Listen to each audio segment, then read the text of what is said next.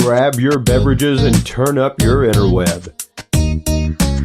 Solving the world's problems 12 ounces at a time. It's Dudes and Beer.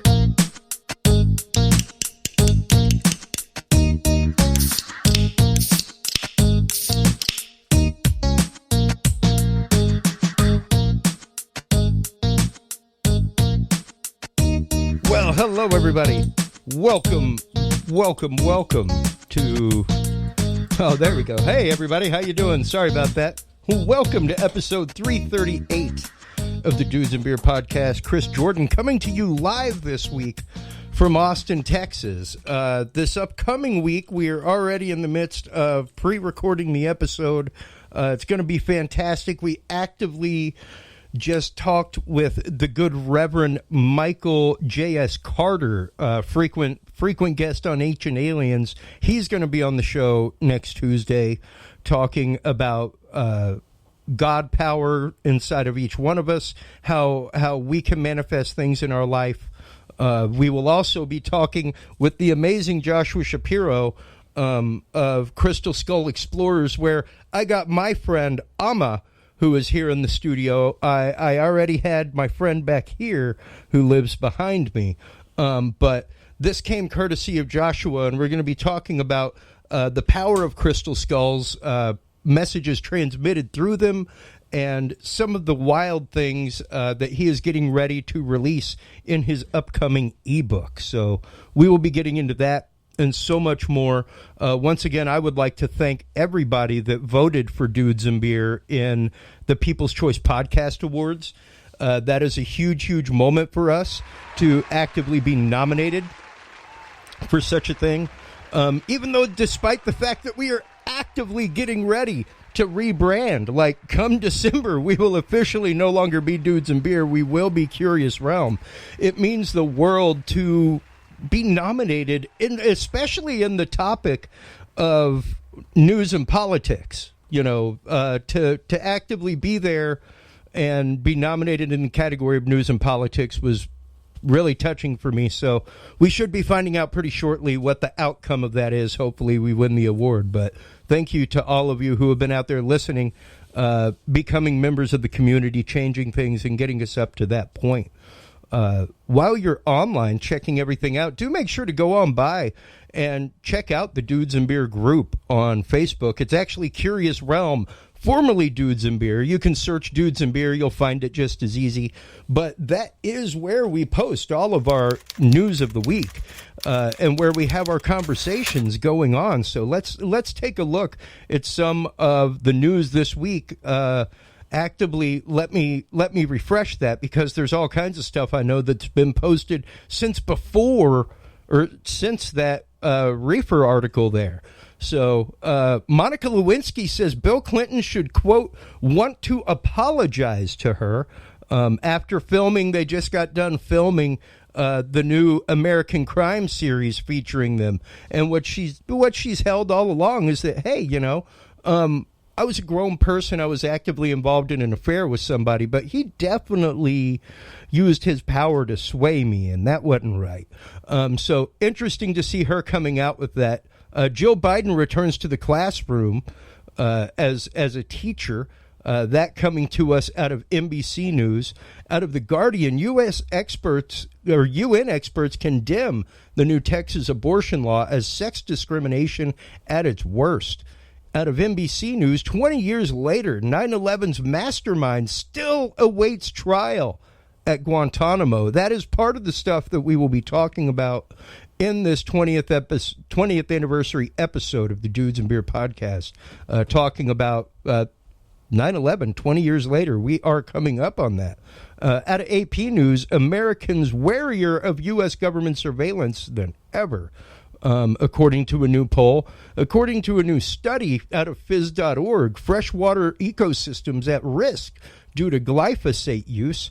And then this is pretty wild. Any listeners out there in Tennessee, keep us posted. This article coming out of the New York Post, loud explosion in Tennessee prompted by, quote, unknown phenomena, causes ground to shake and multiple 911 calls. So if you are in that area, folks, please do drop us a line. Let us know what's going on. We are always interested to find that out. That is just some of the Dudes and Beer news of the week over there at the Curious Realm Dudes and Beer Facebook group. Of course, while you're online checking that out, make sure to stop on by the Curious Realm website. Once again, our call to action until December when we launch is Google Curious Realm. And I'm going to show you the power with which you guys have moved so far. Watch my fingers as they fing Curious Realm here on the Googles, and you will see exactly what we have accomplished already just in the month of us Googling Curious Realm. You don't have to visit the website. You don't have to click on anything. Just in that amount of time, look at that. CuriousRealm.com, Curious Realm Facebook. We have taken over everything that was listed as Curious Realm on Google. We are now listing over them. And even things from Ohio State and Iowa State, stuff like that. So that is the power of you guys. That's what happens when you algorithmically Google together and make those things shake hands. Jon Bowne, our studio guest, just showed me the website. That's what I'm about. And you guys have made that happen through all of that. You guys have moved us to the point of getting recognized for awards, that kind of stuff. So it's really been fantastic working with y'all. Thank you guys so much as always. When we come back from these commercials, we're going to be talking with our good friend, Dr. John Hall, who is on by a Skype audio with us. We have Jon Bowne here in studio. We will have Mike Turber, who is actively on a conference call right now about exfiltrating folks out of Afghanistan. He's in part with that effort. So we're going to be talking about not necessarily a lot of the conspiracy theories, a lot of the theories and mystery surrounding 9/11 necessarily. I think that's been done pretty well ad nauseum over the last 20 years. There's even been people that literally made their careers off of doing so. And I think that dog's kind of been beaten to the ground. What I want to focus on tonight is how 9/11, after 20 years, has set up for the means of control that we have in our society right now, how it has set up programs like PRISM, how it paved the way for programs like the FISA Courts, things like that. All these constitutional violations that, as we listen so many times to the words of Eisenhower as he stepped out of office, warning us that we had to give up these powers in order for this to happen. And don't ever forget it. Keep your eye on them, folks. Right now is one of those moments where you really, really, really got to keep your eye out. Because the right hand and the left hand are both moving at the same time now, and they're both moving at speed. So now is when the magic tricks start happening. And while you're online checking out the Patriot Act tonight, you can either go to the Dudes and Beer website, dudesandbeer.com/knowledge, or you can go to the Curious Realm website /knowledge, curiousrealm.com/knowledge, and you can actively look at the Patriot Act and read through it and see some of the, hey, look there, Title 2, enhanced surveillance procedures. We'll be going through some of the things that the Patriot Act set forth, stuff like that.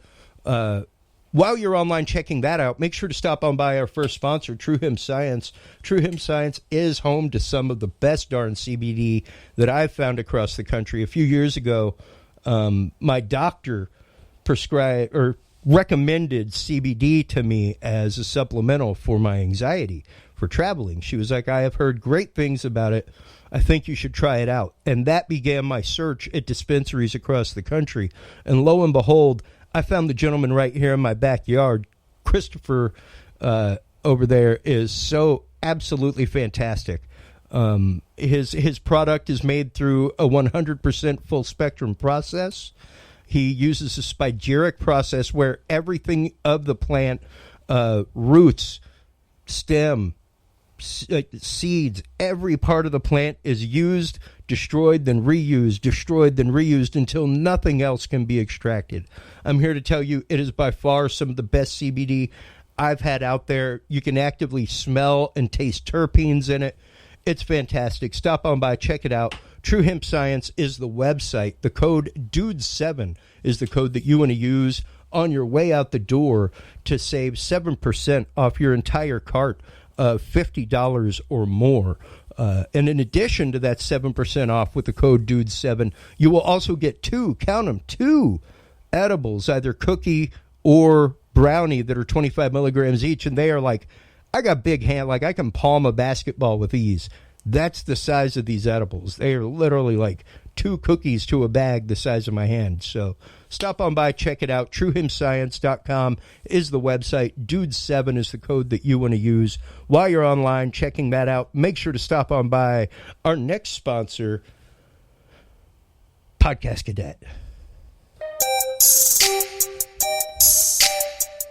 Have you considered starting a podcast? Looking for a way to make your business a voice of authority in an industry? Then Podcast Cadet is the solution for you. Whether starting a podcast for yourself, your brand, business, school, church, or just plain fun, Podcast Cadet is here to help you navigate the waters of the podcast industry. Specializing in one-on-one consultation and training with industry professionals in fields ranging from podcast technology and editing to distribution, monetization, and even social media strategies. Podcast Cadet tailors their services to the specific needs of you and your podcast. Do you already have a podcast and trying to find ways to engage and grow your audience? Sign up for your Podcast Cadet audit today and let us help you explore new and exciting ways to leverage your content and elevate your podcast brand to whole new levels. From consultational workshops to affordable podcast production and maintenance packages, Podcast Cadet is your one-stop shop for everything podcast related on the internet. Visit podcastcadet.com today to sign up for your consultation or training and use code DUDES20 to save 20% off your entire purchase. That website again is podcastcadet.com. That's right, folks. Shameless self-promotion. Also, full disclosure, I am one of the founders of Podcast Cadet. The whole reason I started that up with friends of mine who were in the world of social media, things like that, was I love this medium. I love the medium of broadcast. I love the idea that podcasting allows anybody to get their passion out there for the world to hear and experience. It's an instrument. It's an instrument of liberty. It is. It really is, and it's turned into one. That would be our first guest right there, folks. Our in-studio guest this evening, Jon Bowne. Welcome to the show, John. That's me doing it. On the line with us is our good friend, of course, Dr. John Hall, author of Guinea Pigs, Technologies of Control. How have you been doing, my good friend? Oh, is he still there? How are you guys? Yep, I'm here. Ah, there he is. There he is. Doing great, man. Thank you so much for taking the time out of your schedule to come be a part of this panel and come discuss this. You were one of the first people that I actively thought of and contacted whenever I decided to do this show, because I think you offer a unique angle on that means of control and that psychology of control that is so often used in so many ways. Yeah, I mean, I would think so. The fight that I've found myself instrumental in spearheading, it definitely has a lot to do with what happened after 2001. That's for sure, September 11th. So yeah, and just to recap that, folks, there. September 11th, next to coronavirus, and I've said it the entire time that we've covered that topic, Doctor, is that as opposed to September 11th, where it changed the norms of society, it changed the way we lived a little bit. You know, like if you were a regular traveler, maybe you joined into the traveling programs like TSA PreCheck, things like that. But COVID has been one of those that everybody in the world has been closely touched by it in some way, shape, or form. But I think a lot of people do not realize the ways in which 9/11 still impacts their life on the daily. And well, and I think Rahm Emanuel summed it up when he said, "Never let a crisis go to waste." And ironically, with you bringing COVID up at the same time, a lot of people are seeing COVID as the Great Reset, just like 9/11 was the Great Reset at that time. To usher in more control factors and to usher in a newer and even bigger era of government that controls you instead of just governs. Well, yeah, and that's just it. That is something that I've held on this show the entire time, is that I do not believe that there was an overarching plan of evil that happened with 9/11. I believe it's the fact that, much like Pearl Harbor, we had red flags everywhere, raised everywhere, and a whole bunch of people decided to do nothing so that profits could be made and war could be waged. Even the fact that we went to Afghanistan instead of Saudi Arabia is one of those that you can't really deny that, and here we are 20 years later, looking at the fact that I would doubt the fact that we would not be going back to Afghanistan. My money on favorite would be the fact that within the next 5 years, we will be back in Afghanistan with military force. Within the next 5 minutes. Well, get into that a little bit, John. Well, as soon as this administration is done doing the hatchet job on the United States that it's doing on purpose, the whole thing's staged. I mean, look at the way Biden has responded to 6 planes. I mean, compare that to Jimmy Carter, the hostage situation in Iran. This whole country was on edge. On edge. Every day, we got to get those people out. Yeah. But we've got 6 planes right now as I'm speaking. Mm-hmm. North of Kabul, sitting behind the last stronghold of resistance. Yeah. And Biden goes where? He goes to Delaware to lay around for a few days. And then he goes to New Jersey, and he goes around, does his little climate change tour where he's up there talking about, because that's the next thing, that's the next shoe to drop. It's going to be carbon taxes, and it's going to be climate change hysteria, where now that we've been, I'm my voice is, it's just I'm a horrible, evil person. I'm this far right, journalist, and I've never met this country any good my whole life. Yeah. I'm just this horrible, horrible person. So now that I don't believe in climate change and I have an argument for it, I'll be even worse.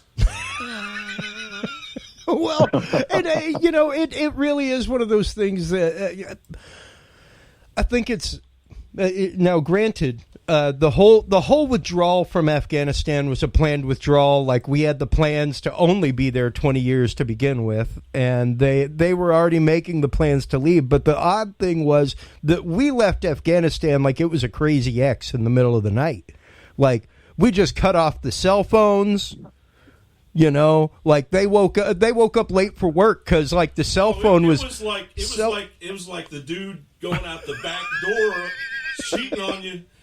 With it was wife, mixed up. Man, that was the guy. That's how we left Afghanistan. It was, sliding door window. For the Allman Brothers style. Only one way out, baby. Running down the street. That's how we left Afghanistan. Exactly. And Doctor. I just can't go out that door. Just can't go out that door. Which That's is right. really interesting because I had an uncle that did that. And he was the cousin of Dickie Betts.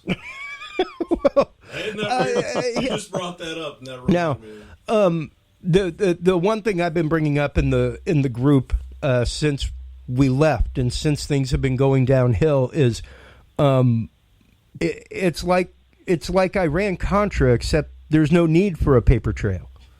It was strange how right after the Taliban came and took over, they had a press conference that was literally like, well, the last thing we're going to do is attack America. We may do some other stuff, but you won't see us attack America. And then like 2 days later, the head of the CIA went and had a closed-door meeting with the guy It's like, wow. This is literally the plot of some twisted A- movie. The CIA is just a constant screenplay of itself. Well, it's definitely the fact of at least they learned, because there were a lot of receipts hanging around after Iran-Contra. You had a lot of people out there. Even who was the guy who flew the planes that came out years later? You know him? I'm trying to remember his name. Shoot, Robert something. Anyway, we have a long history of doing this to countries. We have a long history, even whenever we first went over to Afghanistan, the fact that there were numerous reports out there about us guarding poppy fields, things like that, because that was the source of income for the village, and if they didn't produce that for the Taliban, then the Taliban would come in. There were active cases where we compensated people for their fields being destroyed. Then China comes in and sees how much all the metal is worth, and it's trillions. Yes, it's at least $3 trillion. So, and it's we're actively now merging into the Chinese century, as all the think tanks have sent us on our way doing. So we're absorbing this entire culture into our culture of communist culture, and we're handing over our treasure, blood and treasure, to the Chinese. Well, there were a lot of people, Jai, and of course, make no mistake, people, what happened on September 11th, absolutely horrifying, absolutely horrible. There are still a lot of questions out there. I mean, Biden just recently, I believe, put forth a presidential order to declassify the 9/11 documents and everything else. And there's always questions about things like, what about the Pentagon? Was it a plane? Was it not a plane? What about WTC-7? Was that planned demolition or what? But at the same token, like I said at the beginning of the show, what I want to focus on is the aftermath. What happened afterward? Because, like you said, does Dr. Hall have anything to add to what actually happened that day? I don't want to. Did you know anybody that was there, Dr. Hall? No, and I got actually stuck in Canada during that whole thing. I was actually on a trip to the Arctic to do some muskox hunting, and had just taken a chopper into the Northern Territories, and had gotten an Inuit guide and sled dogs, and packed all our provisions on sleds when a buddy of mine came running out with a satellite phone and said, "Get back on the chopper. They're going to shut down airspace. America's been attacked."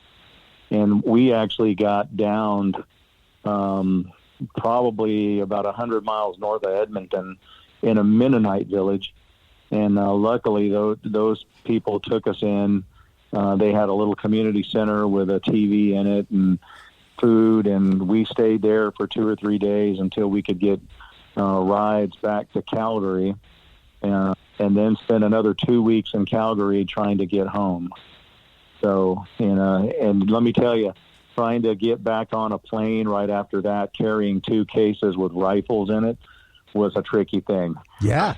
So I'll bet. Because at that time, we were, when you go hunting like that, you carry your own guns, and but I've like you said, I really don't want to delve into the conspiracy theories of 9/11. I know there's a lot of questions that haven't been answered on the attack itself, but like you said, you're not going to change that.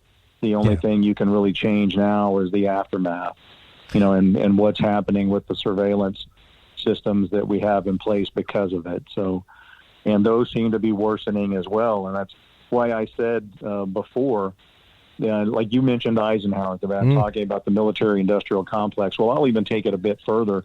It's not even the military-industrial complex now. It's the government, social media, and media complex, because as you can see, the free speech is pretty much unavailable anymore. And, even like your show, I'm sure you have to use Amazon Web Services at some point to get it out there. And, eventually if you reach a point where somebody there doesn't agree with your opinion or your guest or Yep. the direction your show's heading or the information that it's putting out, then they just take you off. Same thing on Facebook. You have to really be cautious about what you put on Facebook and let people read between the lines. I mean, there really is no freedom of speech left. Yeah, no, and I mean, I've definitely had there is it exists, but it's very.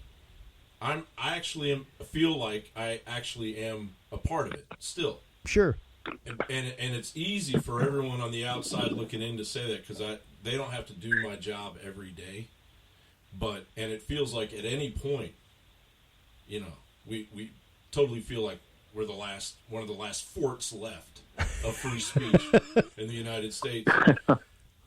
But it does on a daily basis. You wake up and you wonder when's it going to be over.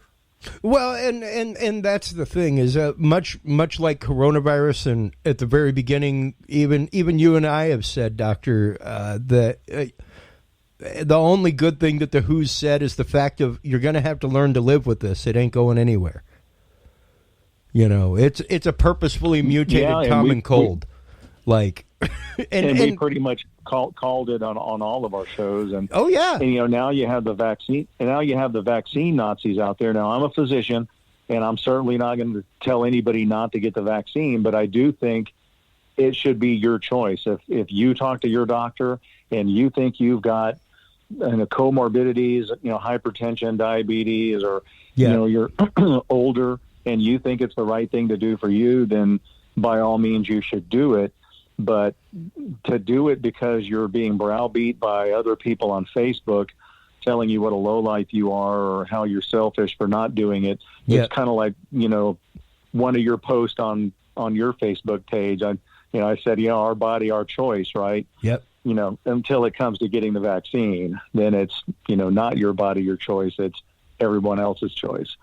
Yeah. Same thing with the drugs. You know, everybody says, well, if you come down with COVID-19, well, you know, you should have had the vaccine. Well, that's neither here nor there when you're acutely ill. The vaccine isn't the treatment of choice.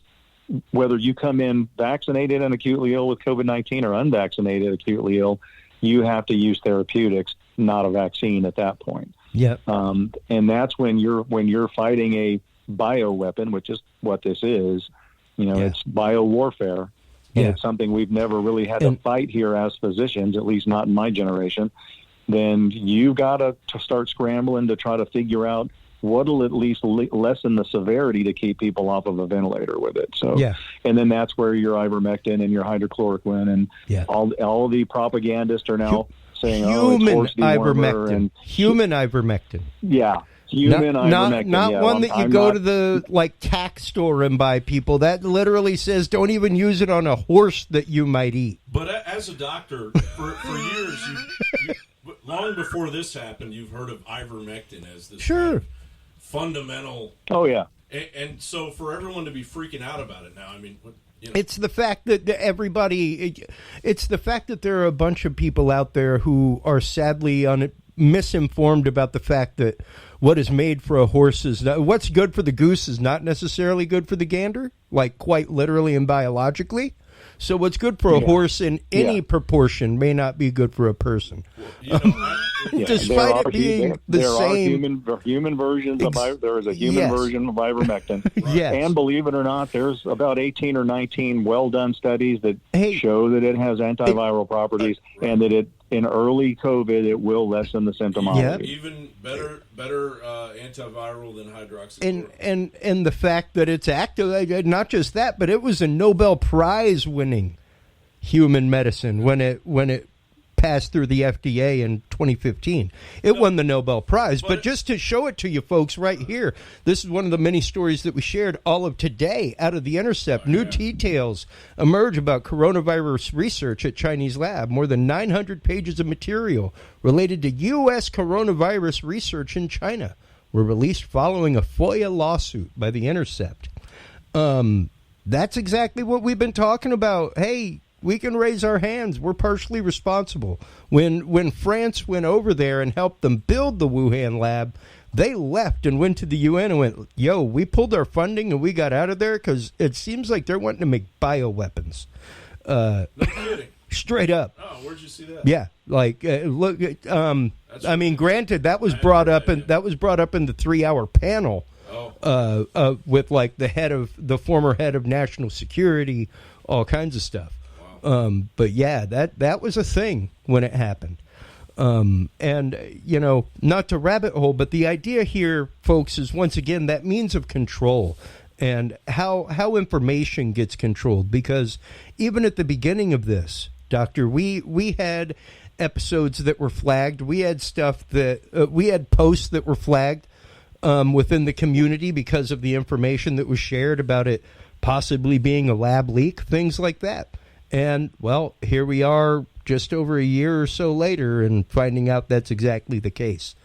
So it's even to see things now as far as where security has gone, where we've gone to as a society, and where we've gone to as far as actively watching what people say and how they say it. You know, whenever you start looking at programs like PRISM, things like that, they were directly spawned out of the Patriot Act. And once again, feel free to visit the Curious Realm or Dudes and Beer website. Go to the Knowledge Vault and go to Constitutional Documents, and you'll find a copy of that incredible document where it's literally talking about, I mean, even just the sections and subsections that are listed talk plainly about increased funding for the Technical Support Center of the FBI, which is pretty well known for, you know, tapping people's phones, doing all kinds of fun stuff. But out of this, here we go. Duration of FISA surveillance of non-United States persons who are agents of foreign power. So, like, how long can they actively spy on somebody in a foreign government? Well, you know, and everything's designated. They call it a foreign government, but since the beginning, it's been, we're going to spy on foreign governments, but really we're going to spy on you. And that's immediately what they did 2001. They were like, yeah, because they've been fighting this 1967 law that said, you know, according to the Fourth Amendment, you can't come and seize any of my personal effects, basically. Yeah. But digital was still being born.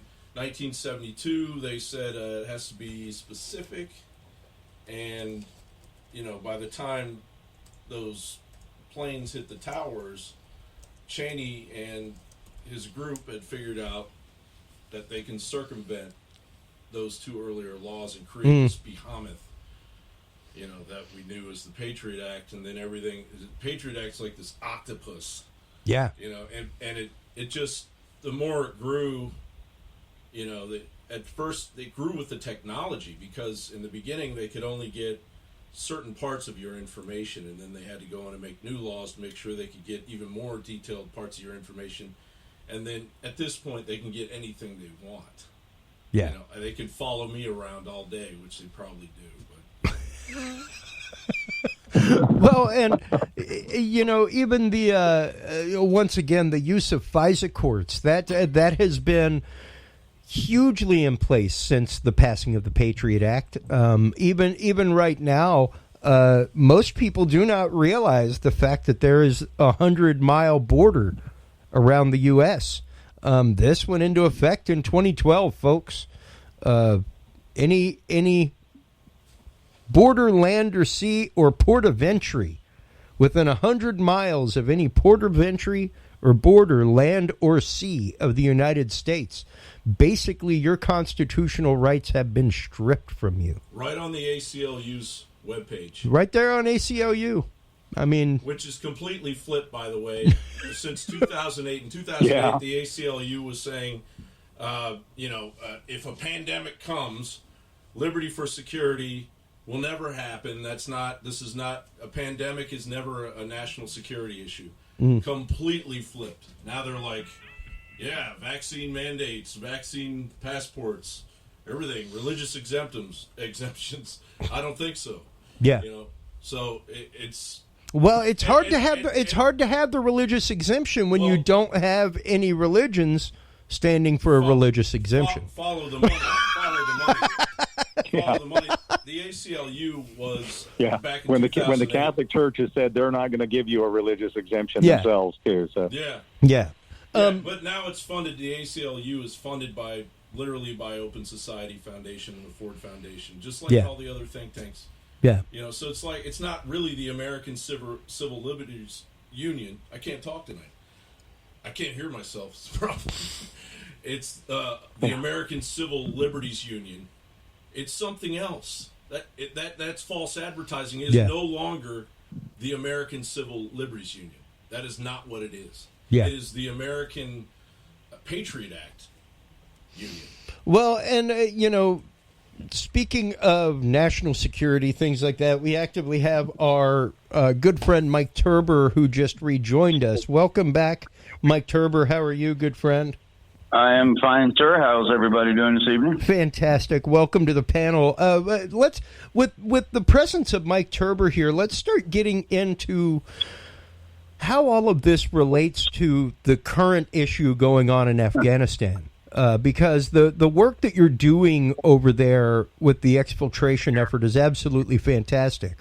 But the way that we left in the middle of the night, I think is, and literally recreated the vacuum of power for the Taliban to come in and fill is, I mean, you're a friend. You've seen my stuff on social media, as I said on the show here before. I think it's just Iran-Contra without a paper trail. Like all you did was do a 20-year slow burn to be able to arm the Taliban and then put them directly in power. Yeah, essentially, this is probably the biggest, most back-asswards, I'll keep this PG rated as best I can, operation I think I've ever seen. If certain individuals were standing in front of me, they would have a problem right now. I just cannot believe what I'm watching, what I'm hearing, what I'm seeing. And I've got over 400 people that are on my manifest right now that we're trying to get out. That we've already taken out 1,100. We've got another 400 that are on my list right now, and it's growing daily. And it is absolutely. They did this. If you planned this in reverse, then they would have probably done okay. The problem is they did it in reverse. And they took out everyone first that we really needed to have as cover for what we're trying to do right now. Yeah. We've got groups that are going in that are in the field, that are in the cities, and they're in Afghanistan, going to get these people to bring them to safety, whether it be by land or whether we try to get them to an airport. We've got planes sitting at Missouri right now, Missouri Sharif Airport. That and the senator from Texas said that it was an active hostage situation. It's not, but I understand what he was getting at. But anyway, so right now where we're at is the Department of State is requiring that the people, before these planes take off, that all of the people are vetted and what have you. I get that and I understand that. But the problem is that when we go to the door and we have 12 people in a safe house and we yank them out and we take them down to the airport, we don't have time at that point to try to figure things out if there's any snafu. We've got to get these people on the plane, get them to where they're going, and do it there. They're not coming to the United States directly. So there's an intermediary, like we have Germany and some other places. Sure. And that's the thing. They can do that there. But that's the problem. That's the bottleneck that we're up against right now. But there's things like I've got a 6-year-old boy shot in the face that we've already arranged for surgery, for trauma team, the whole 9 yards, ready to go, and we can't just go in and get him out.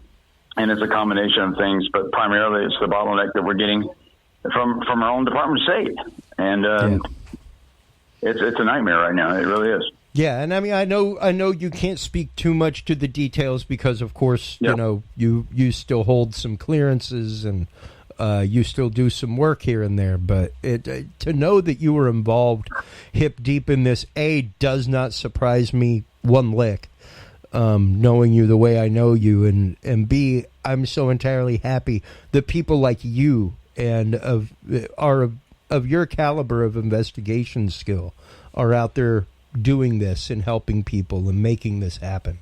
So here's the odd thing that I find odd. I'm receiving communications from local people that, as far as agencies are concerned, high positions, names that you would recognize, calling on us and a couple other groups as well to actually go in and pull out their former interpreters, former liaisons, former couriers, all of these different people. They're contacting us. See, that should not happen. Yeah. That should have been something that happened a month or two ago when they knew that, that we were pulling out and get all the stuff ready. I'm not saying that it's their fault. I'm just saying the way it was pulled out was even done behind their back. And just to exacerbate this just a little bit further, is we had until the 31st. We were out on the 30th. I also understand the reasoning for that. Go ahead and not, use our timetable to get out a day early or whatever, so that there's no, oh my God, they know we're going to leave at 5 o'clock on the last day. They're going to blow us out of the sky, that kind of thing. I get that. But still the same situation is that we have a lot of people. We have I just got off the call. We have a national security call that we just had with a bunch of people in it. And the numbers that we're looking at right now is around 1,800 American citizens and or visa holders that are in Afghanistan right now. Wow. Around 1,800. Wow.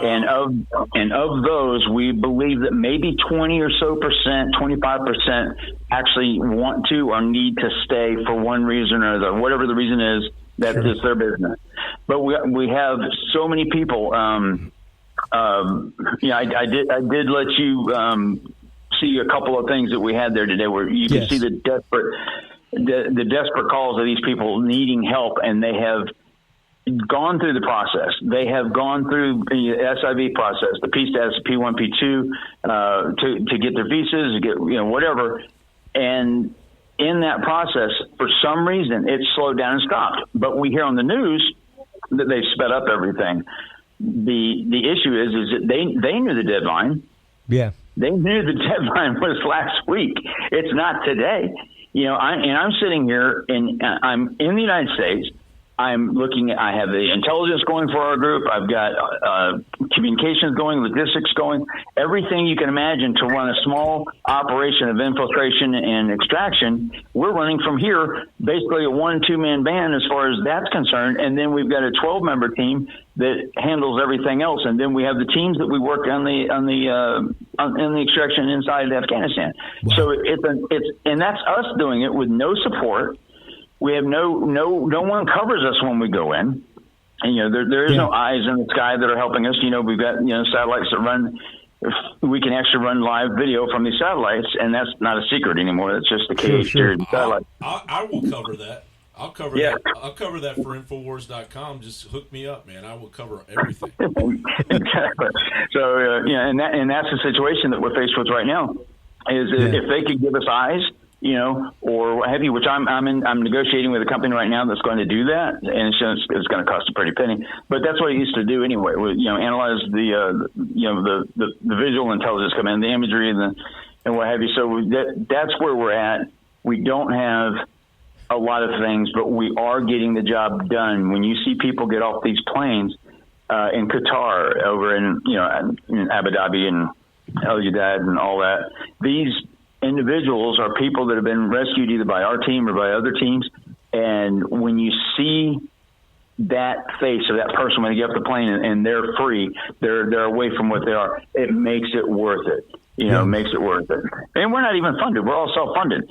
And that's now at a point where we can't really do that anymore. So, when you look at the number of people on our list and the types of people that are on it, you just are amazed that this wasn't handled properly to begin with, and it is very discouraging at some point. But it's encouraging on the other side that we get to get this job done that others, couldn't do for one reason or another. Hey, Mike, can I ask you, do you think that they are completely incompetent, or is it possible that there's another hand steering things?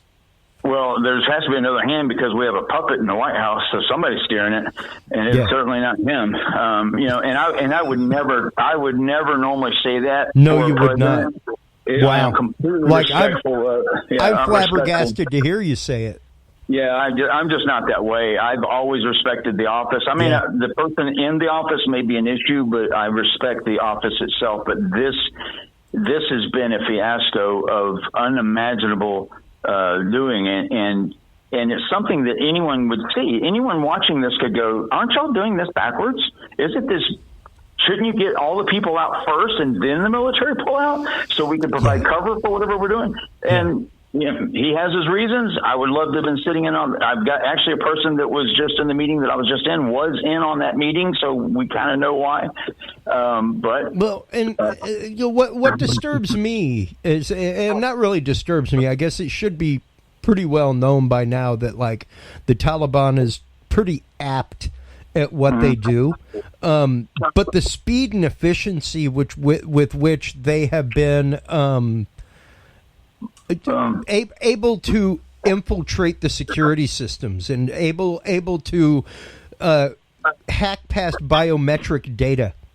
Well, let me using biometric data to literally hunt people down.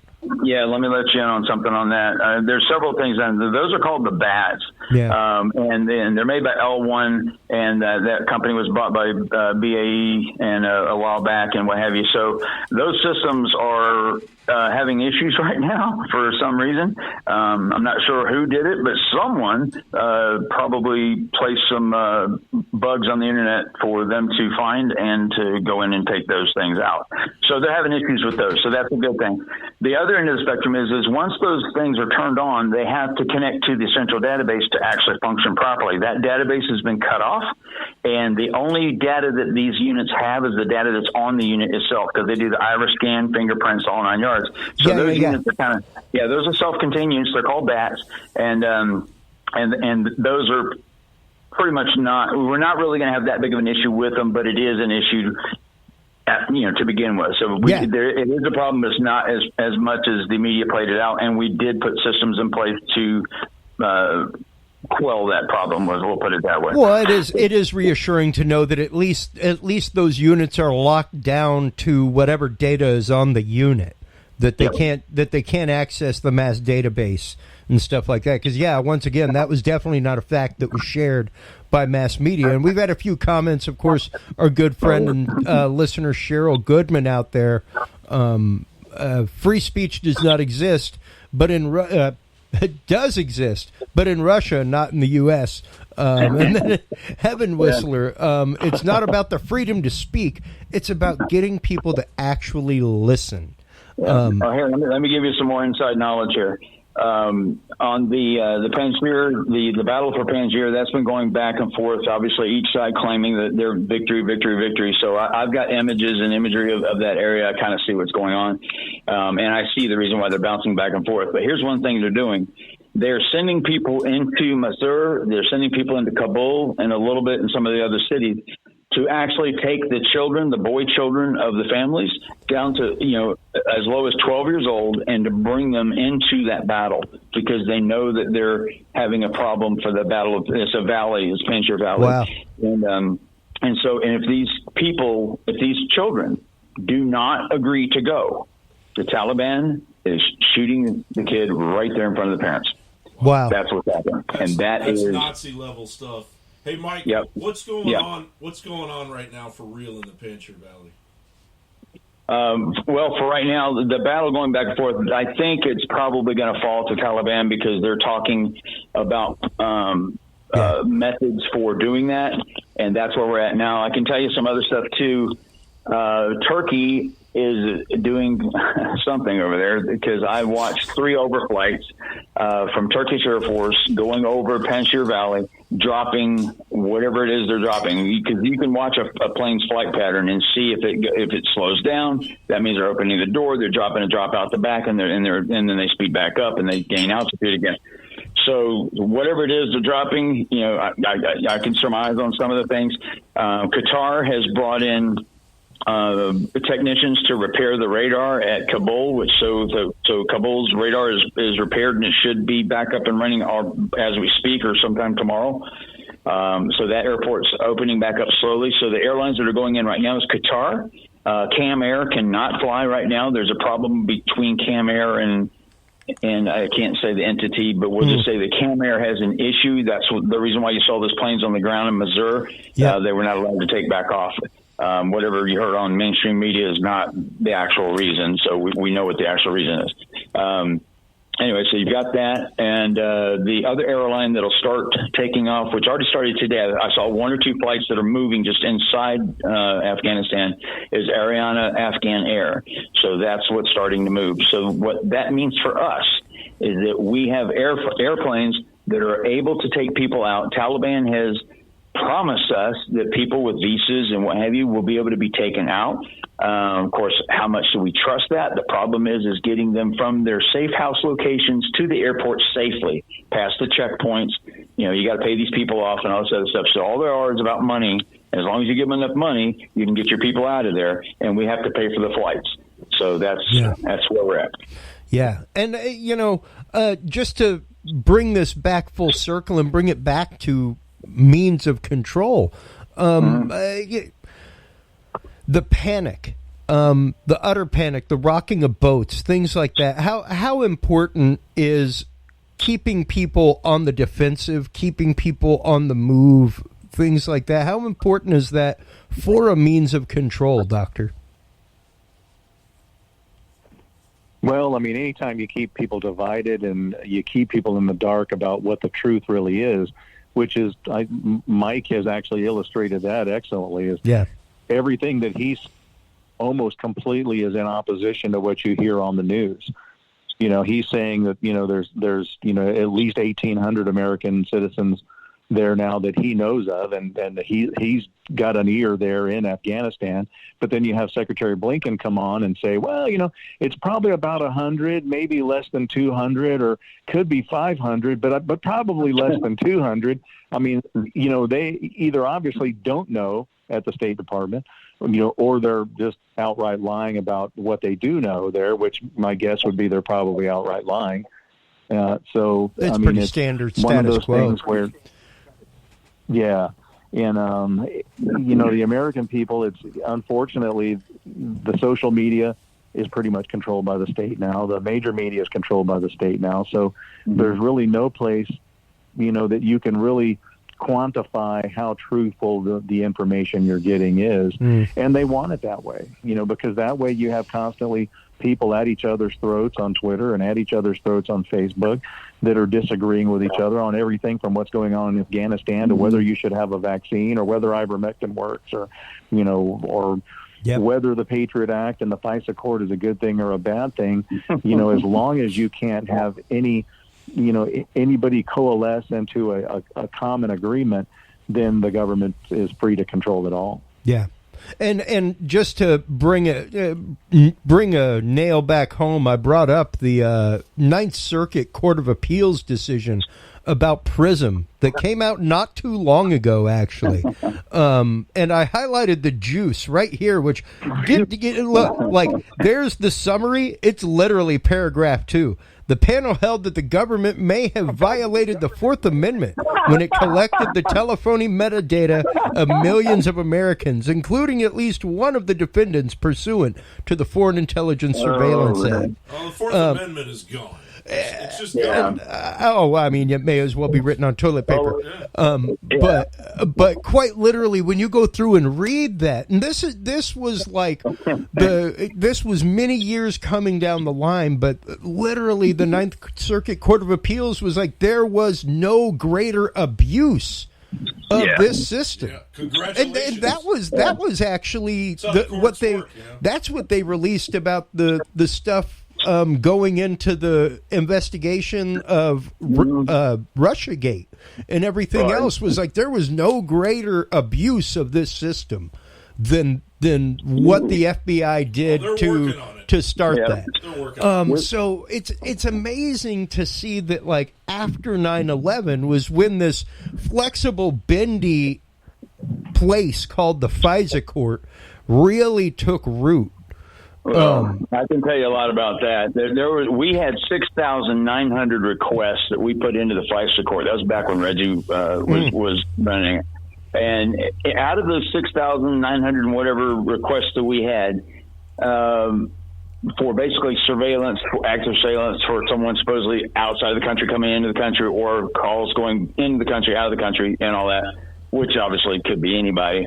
Out of those 6,900 or so that we had, we only had 7 that were put into a decision process where they'd come back and do it, and only 1 was not approved. Just 1, literally 1 out of that. Wow. Many. Wow. 1. And, Yeah. And just out of curiosity, because I know you are let's just say quite the FOIA requester. What are the odds on average of you submitting a FOIA request and having it granted? Well, what's funny about that is just the recent one I did was the fastest FOIA request I think I've ever seen. You saw that?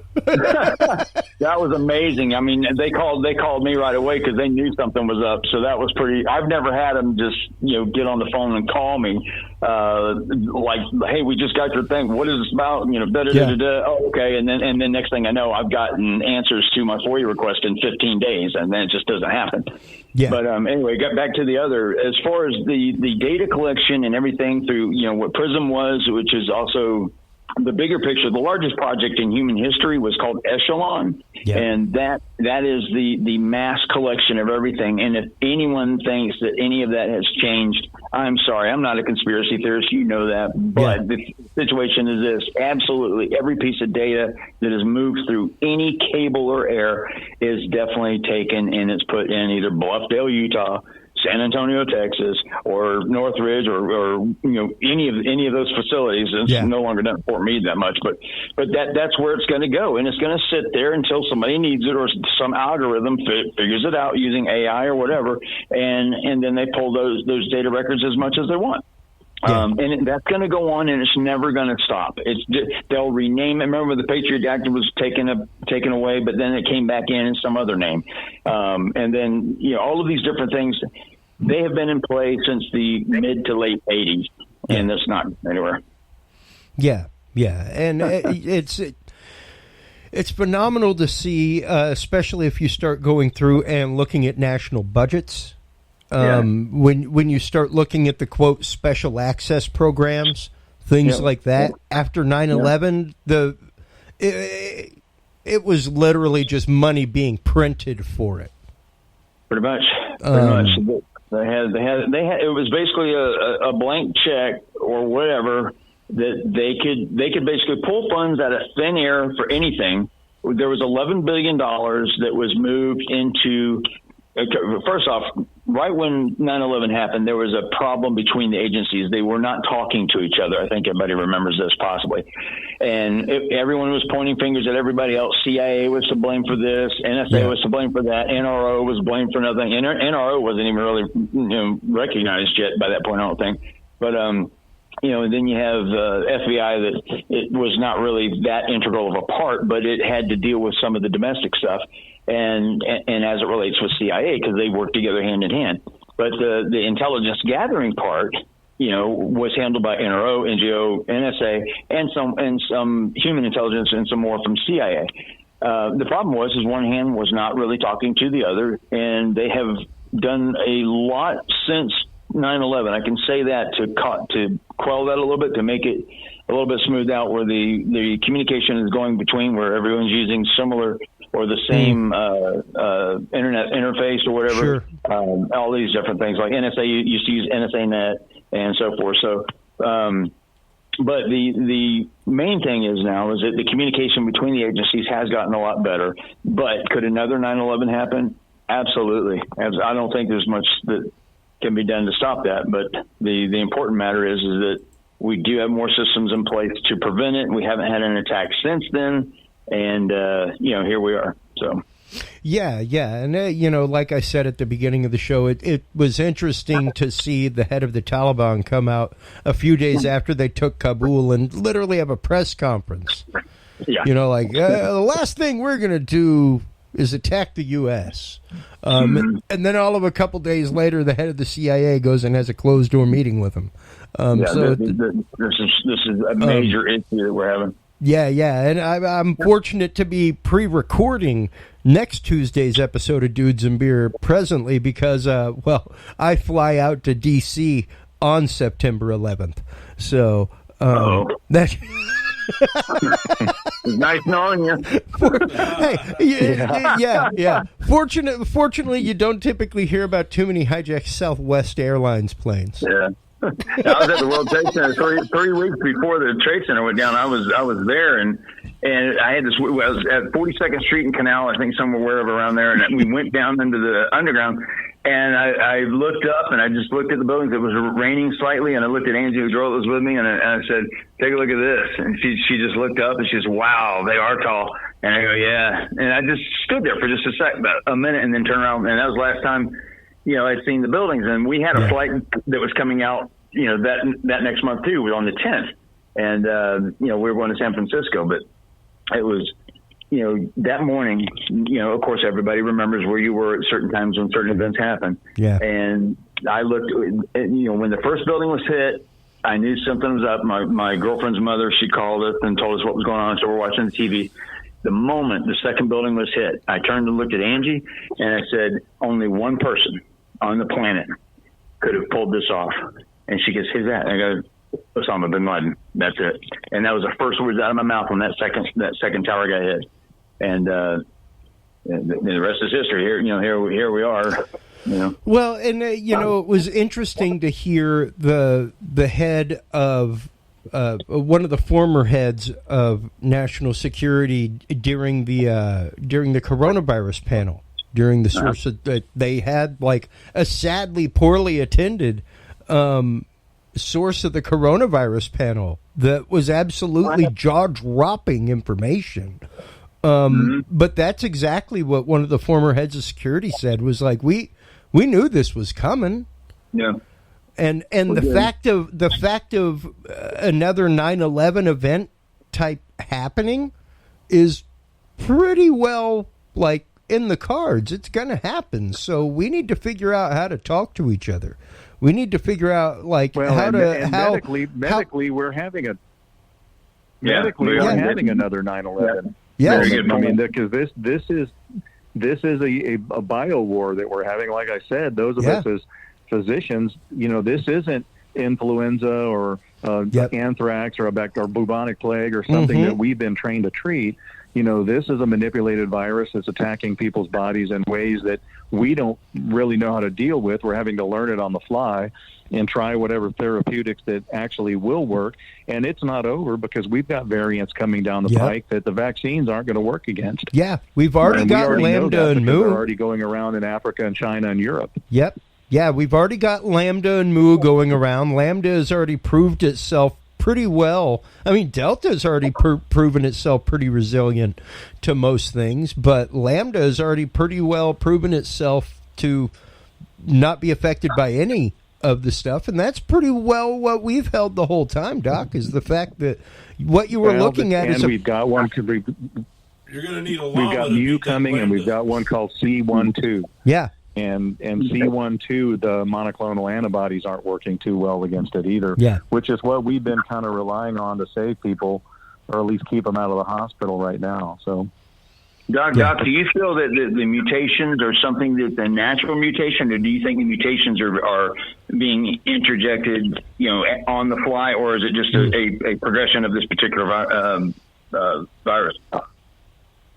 I think it's a progression of the typical virus. Yeah. And the problem with the vaccines is if you look historically at diseases that we were able to successfully vaccinate against, they were all viruses that were obligate human viruses. You can't vaccinate against a virus that has multiple animal reservoirs. Yeah. And this weapon attacks everything. I mean, pretty much every species can get it.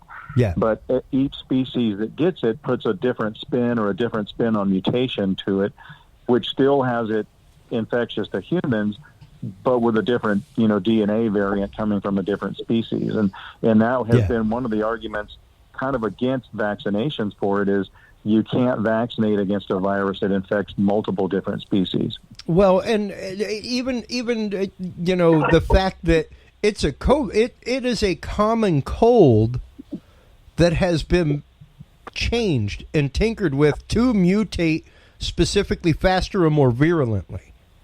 And I challenge you, though we have cold and flu season and we have vaccines for the flu, as we've talked about numerous times, Doc, that is a roll of the dice. You're going to get a cocktail of 5 or 6 different versions out of the 20 or so known versions of the flu out there. Depending on mutations and depending on what's coming over from Asia, that's what you get. You could still get the flu. But the fact is, you don't hear about go get your common cold shot, along with go get your flu vaccine every year. That's the reason, because the common cold infects multiple species. Yeah. And it mutates so regularly and so readily, So if you've, as they have literally said now, that yes, it was this thing never came from bats. It never made that leap. That did not happen. Let me ask you this real quick, Doc, if you can. If this is by design, which is what the common argument seems to be, the question I haven't been able to answer is, if it's by design, it was either let out too soon by either accident or whatever, and the design wasn't finished, because it's affecting every country basically.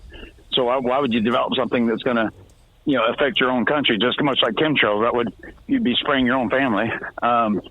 And B, if it's by design, how can they make it in such a way that it would affect mainly the groups that they want? I know with the United States being at the top of the gross national product, that China will overtake us, and that was possibly a thought of, is that they'll take their own losses, and then we would lose more, and then they would overtake our position. So I don't know if by design is something that they can narrow down for certain select areas, or what.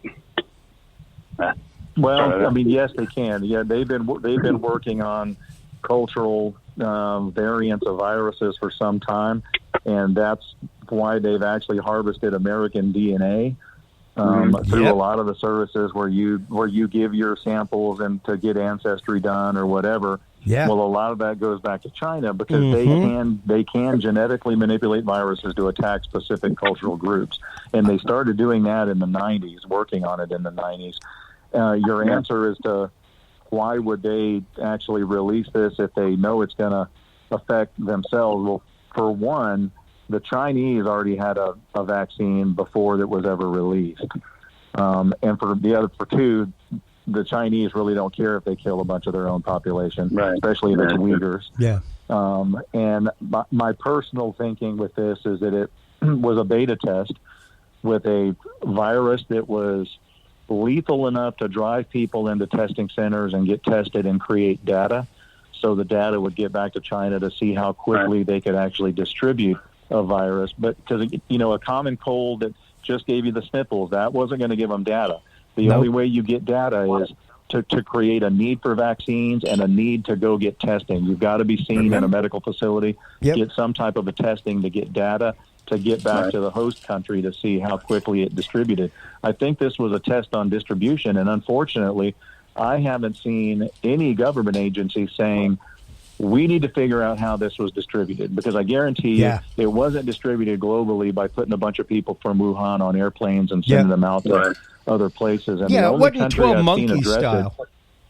The only country I've seen address it is Italy, who has come out and said that they think it came in on products. Yep. And I mean, I've had the article up while y'all have been talking about this. Literally from 2011, Hudson Institute, official 2011 Chinese government submission discusses, quote, weaponizing specific viruses to target races. And that's a Sky News Australia interview that they have linked there that you can go watch on YouTube, folks. That's like from 2011. From 2011, it was once again like 2012, 2013, whenever France left China and was like, hey, just so you know, we pulled our money and our funding out of there. I think they're trying to build bioweapons, and we don't want to touch that. So, and we were doing it for years ourselves, but we have a little bit different level of confidence in our ability to maintain this, and then we find out that we were supporting the Wuhan location. We were actively funding the research because we had outsourced all of our GOF or gain of function research through the back door. Obama apparently slapped his hands on it, is the way the story goes. Well, but you know. Yep. Well, and we have a lot of cases where we outsource things like that, and that is specifically one of the things that they said in that security briefing with the Senate was, hey, man, if we don't outsource this stuff to China, we wouldn't have this issue. Right. If we weren't willing, if people weren't just willingly literally paying them to take their DNA. Oh, yeah. Literally paying. Well, and that's why Fauci tried to get out in front of this whole story too. And the government propagandist media actually deified him pretty quickly, so no one could question him because he knew this was created and he knew the problems it was going to cause. And unfortunately, when they decide to distribute globally a virus that is intended to kill a third of the population, that's exactly what it's going to do. They know how to distribute it quickly. Do you think that's their Achilles heel, their complete arrogance and hubris? Yeah, probably. I mean, that would be, but it's neither here nor there until we have a State Department and a government that's willing to actually go against them. Right now we have the party, unfortunately, that's in power now is funded by them. So. Yeah, and data is data no matter what. Data is data no matter who's looking at it. Yeah. And who, however it's done, it's still going to be data. So naturally, they're going to pull as much information out of it and look at it and see various ways that it was successful, the things that went wrong, and they're going to basically improve upon that. So each time there's a variant, you're going to see a more select populace that'll be taken out for some reason. Remember they thought that sickle cell anemia was one of those that somebody put together for the black population. They're like, okay, but who knows anymore? Yeah, precisely. And Cheryl Goodman popped up with the fact of don't forget the NDAA, because of course that's where all of this stuff gets funded. If you're talking about special access projects, things like that, feel free to go look every year. The National Defense Authorization Act comes out, and that's what basically funds all of these side offices, special access programs. Speaking of the two former administrations ago, one of the last things that they attached into the NDAA that got passed was the creation of the Office of Anti-Propaganda Propaganda. Which is still one of my favorites. I'm glad you brought that up. Yeah, we had a radio station. Remember Freedom? What the hell was it called? Radio Freedom, whatever the hell it was. Yeah. And we created our own radio station to go against our radio station because we needed to drown out the other, which is in the Middle East. And so we created a propaganda against ourselves, but the propaganda was so soft, it was keyed in so we would win. USO was part of it. I mean, it was just an amazing thing. And I sat down and go, wow, we're actually doing this to ourselves. But at the same time, it was because we wanted to have a more powerful station. People would listen to it if it was against us. And then they saw what was going on. It's just amazing. Remember, we dropped all the leaflets in Iraq and all these different things that you start looking at later. And it's kind of comical at this point sometimes when you look at some of this. And then you realize there's a lot of money that goes into that. That was a SAP right there. Yeah.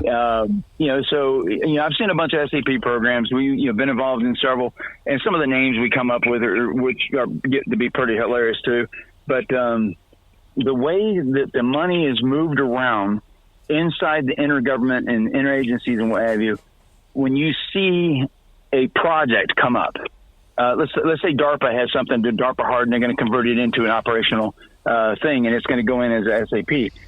That whole project comes in under the radar, but you have literally warehouses that are built with things going into them that you can't talk about, can't see, can't discuss.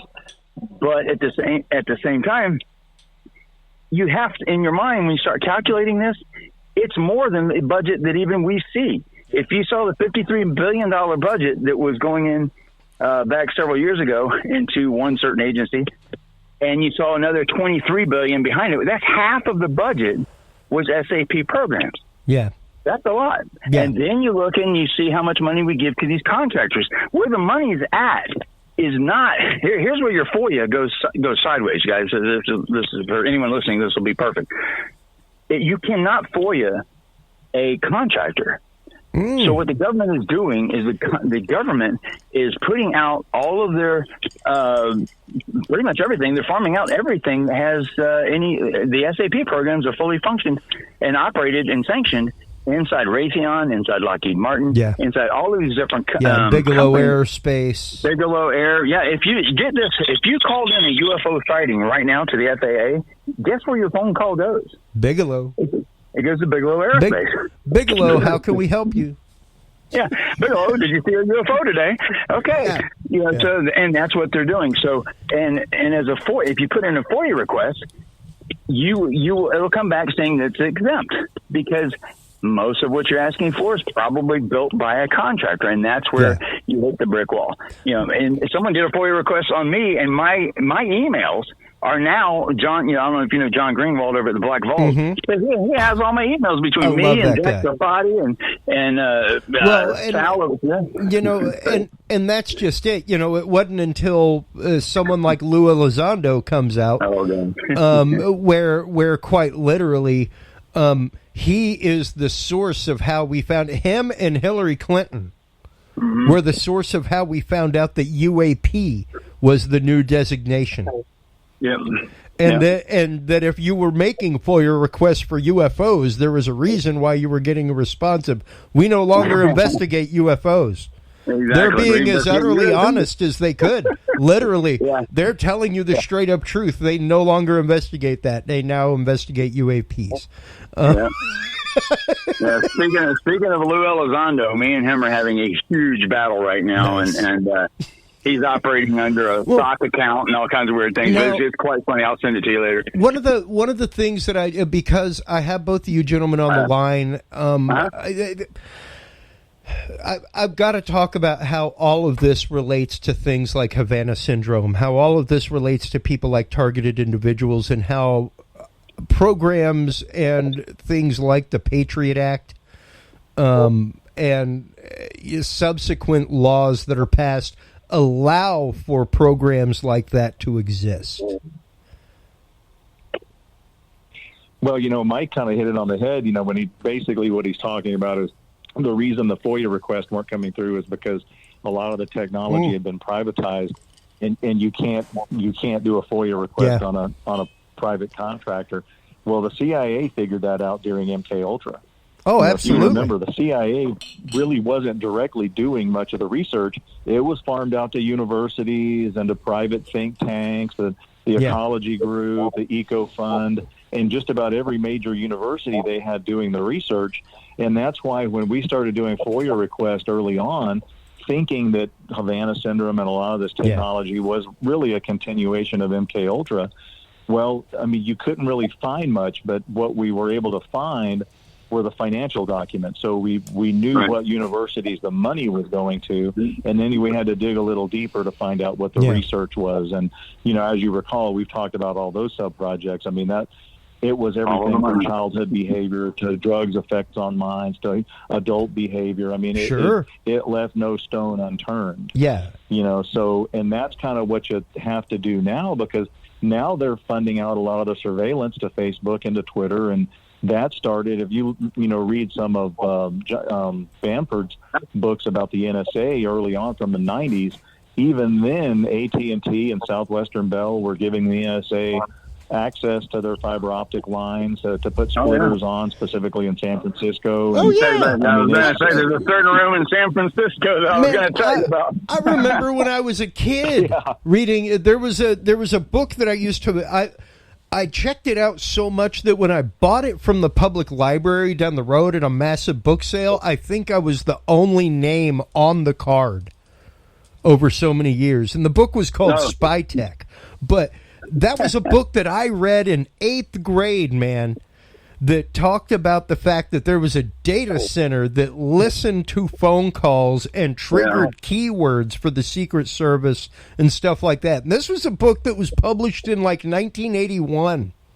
And we had days where people would get on the phone and we were all asked to say one word like bomb, bomb, bomb, just to see if the systems can handle it. Well, FISA's 1978, so there you go. Well, and even now, whenever you look at the fact of, I'm sure we're all members of Facebook. I know John isn't as active as we guys are. No, I got off Facebook. I know. Not on Facebook. So, you. Yeah, I mean, Facebook straight up came out and started asking people like, "Hey, are any of your friends possibly of the extremist mentality?" And it's like, wow, who's defining that extremist?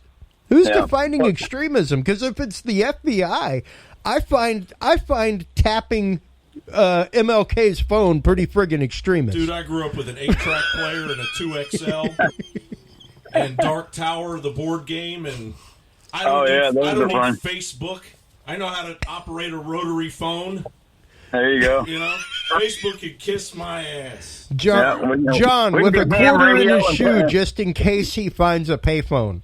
Yeah, if we wanted internet, we just need a 1,000-watt linear and a good skip day. That's it. Give me a shortwave radio and I'm home. Exactly. And it's phenomenal to me. I'm amongst everybody in this panel, the youngest person by far, and I was teaching 7th and 11th graders at the time that 9/11 happened, and I remember being flabbergasted. And granted, we were in Houston, Texas. And once again, it's hard to grasp the grandiosity of such an event, much less whenever you're in 7th or 11th grade. But I remember being taken aback by the fact of, like, I don't think any of these kids understand the far-reaching repercussions of this. What was Mike going to say about San Francisco? Well, there's a certain room that was tapped in San Francisco. The technician went in and basically to tap into what was a Bell. It was one of the Bell companies back then because they were all separated. Bell West, where it was, and goes in and he basically we had to. Here we go, giving out some fun stuff. We had to rent the office to get access to the closet that essentially had all of the cables that were coming into this building, which handled almost every call for the West Coast. I worked in those buildings, by the way. Oh, good. Okay, then you know exactly what I'm talking about. So they had to keep Folsom Street. Yep, exactly. I think it was 109. I can't remember the number on the unit that was there, but you might know it. Financial district. Yeah. And so they rented they had to rent the whole floor just to keep gaining access and have a fictitious company, and people going in and out. And there was just one girl that kept going in and out that everyone was falling in love with. But anyway, so once they got to a certain point, it became an issue with the power that was necessary to divert the calls. And they came into I could tell you a funny story about San Antonio, but that issue started to get leaked out back to the company. We had an agreement with the company to do that and to gather all of that data. But the problem was we didn't have the memory to take the data. There was nowhere to put it. So it was a very, very badly handled situation where you basically bit off a lot more than you could chew. So they really just didn't know what to do with it. And it becomes an issue. Then San Antonio is born. And then that's when they started getting, their stuff together. That's when PRISM started coming to fruition, and basically all of that. And Echelon was in full swing. But the data, just so you guys know, a lot of people think that a lot of our communications go through satellites. It really doesn't. A huge portion goes through the cable. Absolutely. That go. So when you fiber optic and hardline. Exactly. And so any overseas calls, people think they're going through a satellite. No, they're actually going on these cables underneath the ocean. And when you see certain three-letter agencies have submarines, you start to wonder what's going on here. Well, I mean, hey, anybody with an electric guitar can tell you with enough copper winding, you can pick up a radio signal. Yeah, exactly. All you got to do is put that magnet and that copper wire right next to that. Sit on enough quartz, you'll be good. Yeah. Yeah, you can do that. Yeah. Plus, people don't realize that whenever you turn on a television, old school television, and that hissing sound that you hear in the background, that white noise that you see, that's the cosmic background radiation from when the whole universe was born.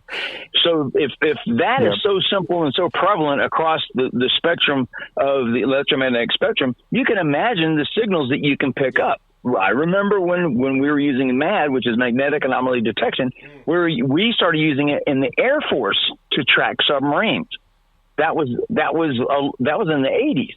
Wow. Back, for submarine busting. Torpedo, like plane launch torpedoes, things like that.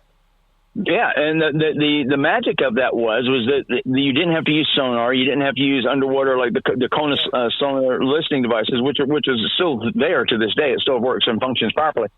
But when they started moving the apparatus up, you got a much wider swath. So they basically map the entire Earth's magnetic background, and anything that moves through it is trackable. And now it's higher than planes. So you can imagine how we're doing it. Same exact concept as the passive radar that they were using on the Roosevelt and everything else. Where you're basically detecting anomalies within the ambient electromagnetic field. Yep, exactly. Yeah. And that just really tore the Soviet Union apart as far as us being able to track their submarines. Because even if you look for the hunt, you still watch the movie Hunt for Red October. They're trying to make more and more silent submarines. That movie was based on a lot of fact, and Tom Clancy was given unbelievable access to a lot of the information that it found its way into that movie, and some of it's real. Yeah. And I mean, of course, people like Steve Piesnik and stuff like that were good friends with him and did a lot of consultation on his books, and that's just it. Much like whenever you brought Jack Sarfati on the show, the technology is there. It's there. The technology of microwave weaponry to target specific people is there. Yeah. And the fact that there are literal provisions for using technology like that within Patriot Act, within subsequent laws where, it may not be labeled as such, but to use that type of technology, I mean, they've been using microwave activated bugs since 1962, 63. Where it's a passive bug sitting in the back of a picture frame, but hit that wall with some microwave radiation, and the bug is powered now, and you can hear everything on that same microwave frequency. Yep. So to use that same kind of technology amped up or focused in a different way to target a person's specific transduction, because of course one of the great articles that we posted here recently that has exactly to do with this is the fact that the brain is actively a transducer, not a computer.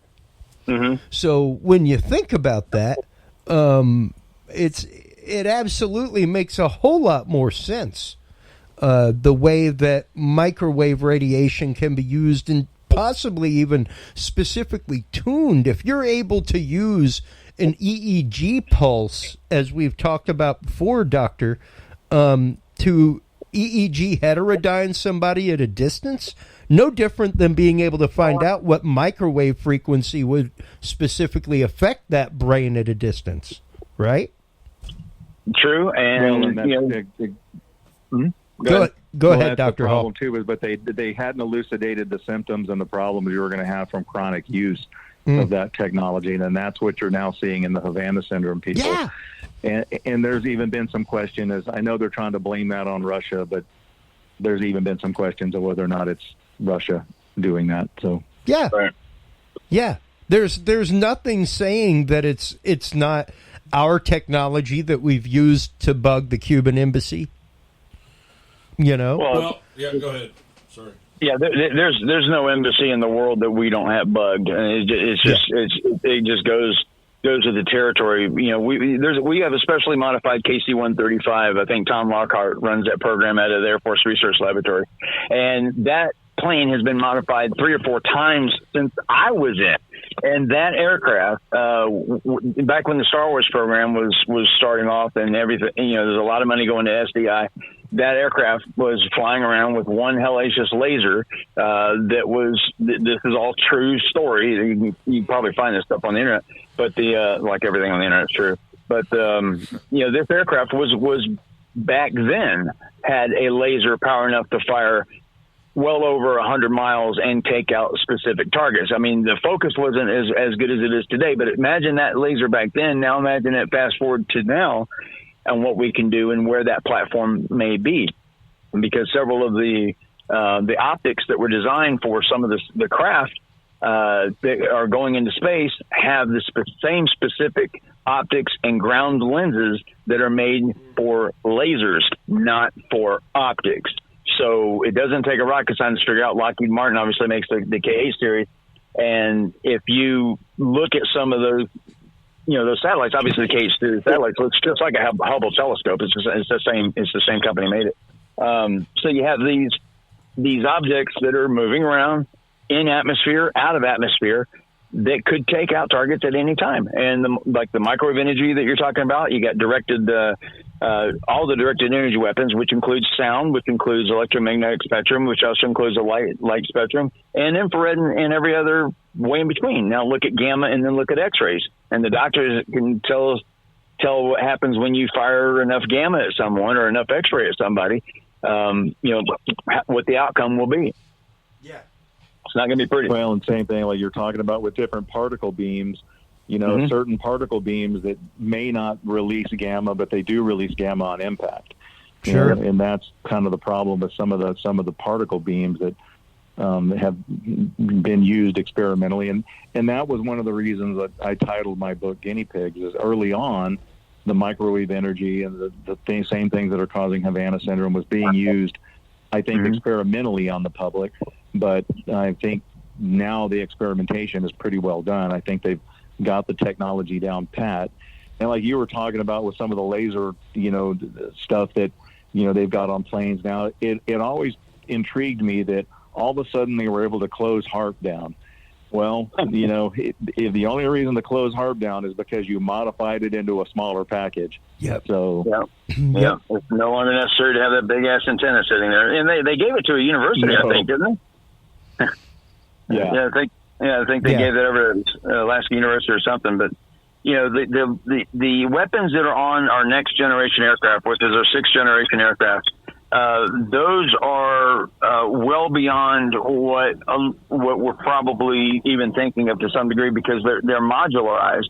Just like a plane can take off with a package for air to ground or a package for air to air or a mixture of both. The new aircraft, which is going to look surprisingly like the SR-72 for some reason, but this aircraft has the ability of doing one thing that's never really been done before: fire backwards. I mean, how hard is it? Wow. The only thing that's been going out the back has been chaff and flares, right? So now they have 360-degree awareness. I can't remember the letters on the JM and HC, whatever it is, the helmet is. Full awareness. So when they look around, they see through the plane. You don't see your instruments unless you flip a switch and you see instruments. But inside that visor, which I put on my head, it's rather odd. It's way beyond virtual reality like you would see with the HoloLens or anything like that. But you're literally looking through the aircraft, and there's no real obstacles. But the advantage now is that they can actually fire every single weapon on board the aircraft, forward, backward, and sideways. And that's going to be a key thing. And that includes modularized energy or directed energy weapons as well. So you're going to have a combination of both. You're not going to have pylons outside of the plane. You're going to have these things inside the plane firing through either sapphire glass or whatever. And that's pretty amazing. So sure. Electronic countermeasures is gone to a whole new level with DRFM, which is DRFM is digital radio frequency memory, where these planes can mimic any other plane in the world. So one of our planes flying can literally make itself look like it's 100 planes flying towards you, or one plane, or 100 planes flying at tic-tac speeds. Yeah. And that technology I have confirmed with Mercury Systems, and anyone can look this up. It's Mercury Systems and DRFM. If you want to do an internet search, you will find a lot of technology that explains a lot of things that we're seeing in our skies right now.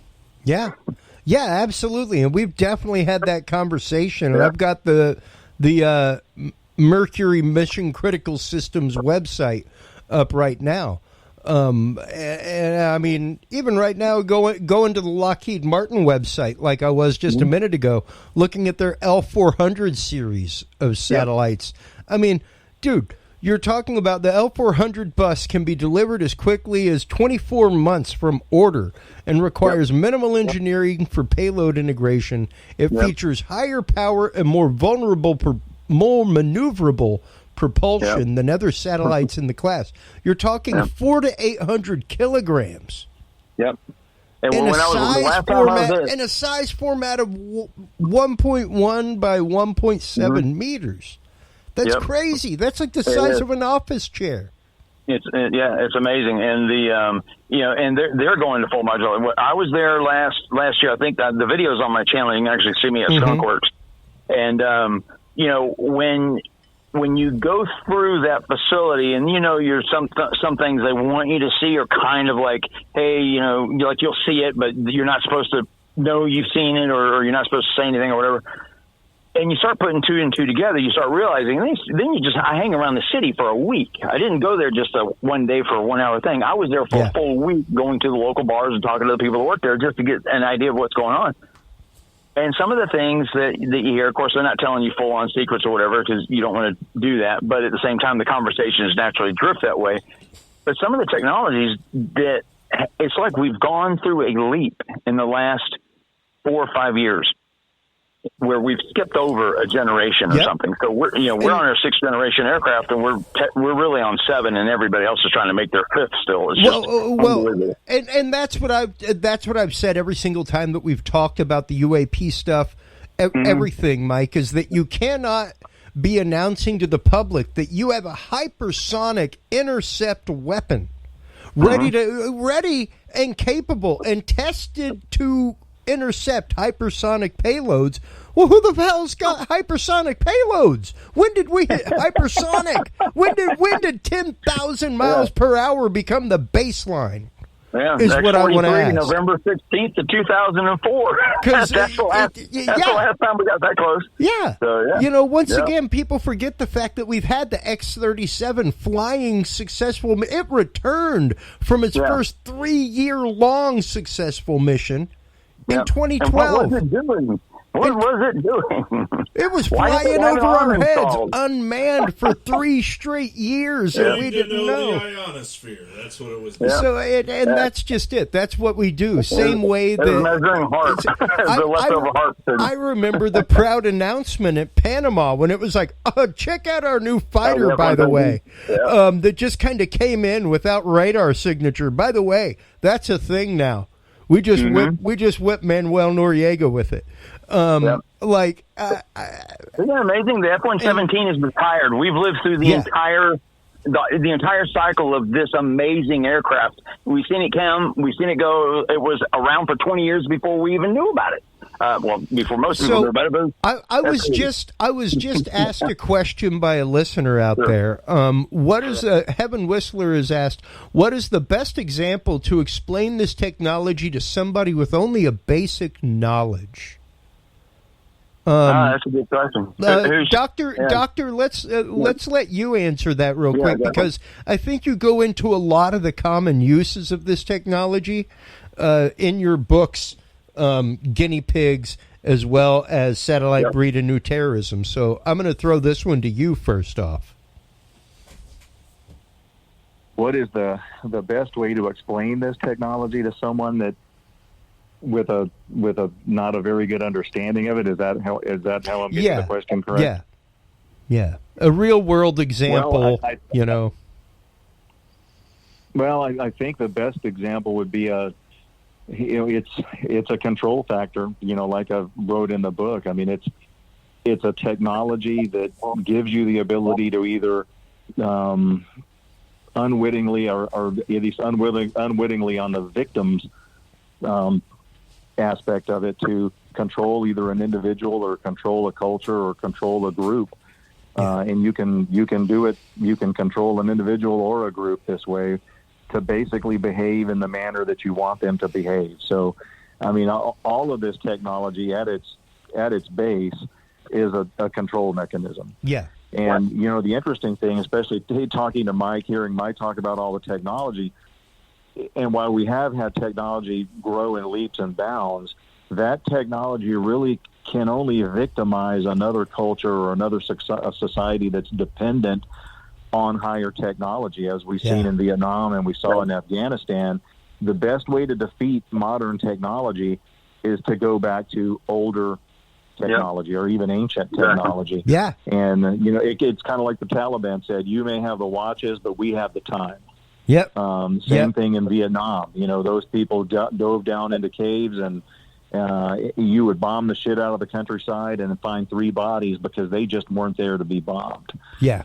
Same thing in Afghanistan. They fought out of caves. They'd run back to Pakistan, which was really who we were at war with in Afghanistan, was Pakistan.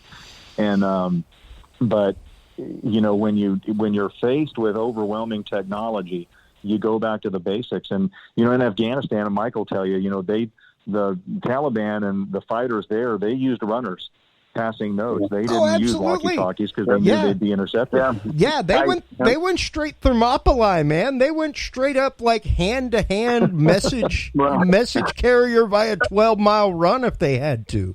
If you wanted to see the funniest sight ever, if you walked into ROC, which is a Remote Operations Command, if you walked into that room about 2012 or so, you would have seen a room full of Sony and PlayStations and Xboxes, and seen 600 guys sitting there that are part of the tailored access operations, part of that center. You would see these people on those games, playing games all day long, wondering what in the hell is going on here.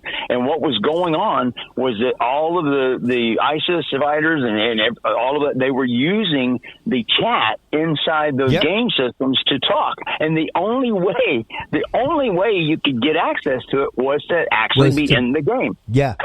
Yeah. Absolutely. And ironically, Mike, before you were on, we were talking about the NSA bases here in San Antonio.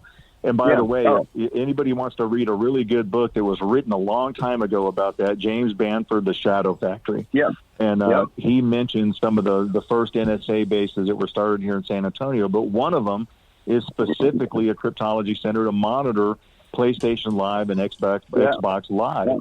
And because they figured out that that's a good communication platform. Yep, that's where ROC is. It's actually the old Sony plant, the Sony manufacturing plant right across the street. There's a Walmart and the apartments behind it, or whatever. That's where I stayed for a while. But if you want to hear a funny story, and you probably already know this. Oh, yeah, over off of 151.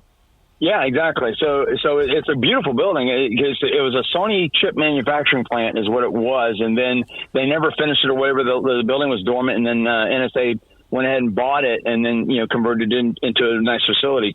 There's chillers everywhere. When you see that many chillers going on, there's some major computing going on. But here's a funny story for you, and you may already know this, Doc, is back then they were running in some of the internal security wiring and some of the communications, and those communications were bleeding over into a frequency that was making the garage doors in the neighborhood go up and down. Oh, yeah. And you remember that? And so we're all out there. It was doing more than that. Some people were losing all their wiring in their home. Yep. It was basically frying everything, and from reverse, it was bypassing any of the circuitry that was in there. So the TV station was out there, filming down the street, and they're watching the doors go up and down, and we're sitting there looking at this, and we're going, I wonder if that's us. Is that what's going on here? And so everybody runs back inside. They start shutting everything down like people are coming. I mean, like people are coming to get us. You couldn't get anywhere near the facility. But that story is still out there. And to this day, I don't know if they. I mean, I know they finally, put the blame on. They finally. Yeah. Yeah. Oh, that was some fun times. And my answer for Heaven Now, Whistler. did you ever work at the Southwest Learning Center on Wurzbach and Tioga? No. I just came in to do NSA station. Yeah. And my answer for Heaven Whistler is right here in my hand. If you want somebody with a basic knowledge, I do some light circuit design, soldering, things like that. But I was able to buy this kit for not the housing. I designed the PVC housing myself because I'm classy. But I saw yourself. We regularly discuss the spotlight system on the show, Doctor, and it's used by museums. It was first used and tested in here you go, John. It was first used and tested in supermarkets in, like, I want to say the Netherlands to sell bananas. And it was the fact that whenever you came within the narrow beam of this focused speaker, what's called the parametric speaker, where you can literally tune the distance at which the audio is heard and the width. So, like, if you walked within this 3-meter beam or this 3-foot beam of sound 20 feet away, you would hear this message. But if you walked within that 3 feet 19 feet away or 21 feet away, you wouldn't hear it. Yep. It's technology used in museums all the time, things like that, where you walk in front of an exhibit and you can hear what the exhibit is about, but you walk 3 feet away to look at the next painting and you hear nothing. And this is what it looks like inside, folks. You can see there's like an array of ultrasonic piezos there. And I can go into the back with a little screwdriver and actively, like, tune the distance and stuff like that. So I've got something for you to make. I've got a great toy for you to make. I want you to make this. Okay. Now, we have. I'm not allowed to make a lot of the toys that we talk about, Mike. By order of my wife. This is a fun one. You remember my laser? You remember the laser I brought over there, right? Yeah, that's one of the reasons I'm not allowed to play with toys that we talk about, Mike, because I now have a burning laser. But you can make a microphone out of a laser, and you can fire that laser at a window that's a large distance away, and if you have a sensitive enough receiver, you can actually hear what's going on, and it is amazingly simple to make. Now, the good ones, they're made by company. The LM4000 is probably the best one I've seen, but these things are incredible. And if you combine that with a parabolic microphone and what they call the bionic ear, you can actually be a one-man band as far as being able to listen to conversations that are over a quarter of a mile away. Oh, absolutely. Absolutely. And that's just it. Any of this stuff, anybody with a decent basic knowledge of soldering and electronics, man, you can hop onto eBay and buy DIY kits for this stuff all day long. You know, where it's like insert part one into slot one on the board and solder it. Yeah. You know. And I think I told you this story, Chris. As far as directed energy weapons, they're not always just something completely dastardly, but we do have directed energy weapons that can either cause you to have a bowel movement or cause you to have headaches or just irritate you. And I actually, my office staff didn't necessarily believe any of that when my first book came out. So I brought one to the office that I happen to have, since I have to test out a lot of this stuff. And this is powered with a 9-volt battery. It's about the size of a pack of cigarettes, and you can set it anywhere in an office and turn it on. And it took about 10 minutes before my staff started coming back to my office going, okay, we've all got headaches, we're all getting irritable, and we're all pissed off at each other. Whatever it is you're doing, turn it off. And it's not audible. I mean, it's not that they're hearing a loud pitched noise or anything like that. It is strictly directed energy. Yeah. Yes. There's another one that there's a test disc out there. It's called TechMaster PEB, and it's you may remember this one. We had these back when the movie Earthquake came out. They used Cerwin-Vega speakers to reproduce the sounds to make the seats move and make you think that there was vibrating the seats, when in fact it was just really these badass speakers. So TechMaster PEB, the test disc, had a special spot on the disc, so you had to enter the track number to get to it. There's the only way you can find these locations. And it had a certain frequency, track number 99, that if you had the proper size speakers, it would run at a resonance of 2 to 12 hertz, which you can't hear, but your body and the inside of your abdomen can feel it, and it will absolutely make you sick as a dog. And so I had some neighbors I didn't really like that much when I was back in Jacksonville. And I decided, well, let me see if this works. Just kind of like what you did with the cigarette pack powered by the 9-volt battery thing. I just turned my speakers towards the wall and let it run while I went to work. And then I came home and I didn't notice anything was going on. But the next day, they were moving. And I asked what was wrong. And he says, I don't know. We think it's the lead. We think there's lead in the paint. We're all sick and all this other stuff. He says, you're not sick? You don't feel anything? No, man, I don't have a problem at all. He says, yeah, it seems like right at about 5, 6 o'clock it stops. You know, I'm like, well, I don't know. Maybe it's some weird virus you guys have or something. But good luck. See you guys later. You can use sound for healing too. Absolutely. Yes, you can. Well, yep. Frequency 528. Dr. Leonard Horowitz out in Hawaii. He's a professor of that frequency. I don't know if that's a frequency that you guys are familiar with, but I heard that a long time ago, but I never got into it. But by people that are there tell me that it truly does function and works for them. Oh, absolutely, absolutely. I make frequency healing music. I use frequencies in my music. Oh, sure, we all do. Well, I mean, specifically my frequency is AC/DC, to trigger specific qualities in your brain, things like that. So, I'm a bad company frequency. Now, there you go. Well, before we wrap this episode real quick, gents, thank you so much for such a great panel this evening. Let's kind of round robin the table real quick. We'll start with Mike Turber, move on to the good doctor, and then John, and then I'll wrap things up for everybody. But let's kind of have our Dudes and Beer Called It moment here of what do you think the next shoe to drop, so to speak, as far as things related to our freedom in this way. My answer gets to follow these two guys. Yeah, I know. Yeah.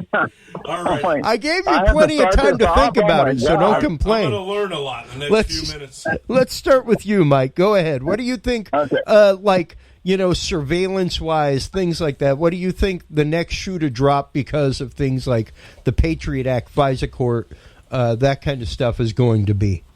I think we have been conditioned to accept the things that are happening as a people. I don't think any one of us here really worry every time we pick up the phone and call somebody that NSA is listening in and all this other stuff. We've kind of grown to accept it. If we get to a point where we need to have secure communications, just like I do when we talk to in Afghanistan, and we got generals that we have on the phone, and just like a few minutes ago we had a couple generals. We all are on a secure communication line. All by Zoom, right? No. This is yeah. No, senor. So we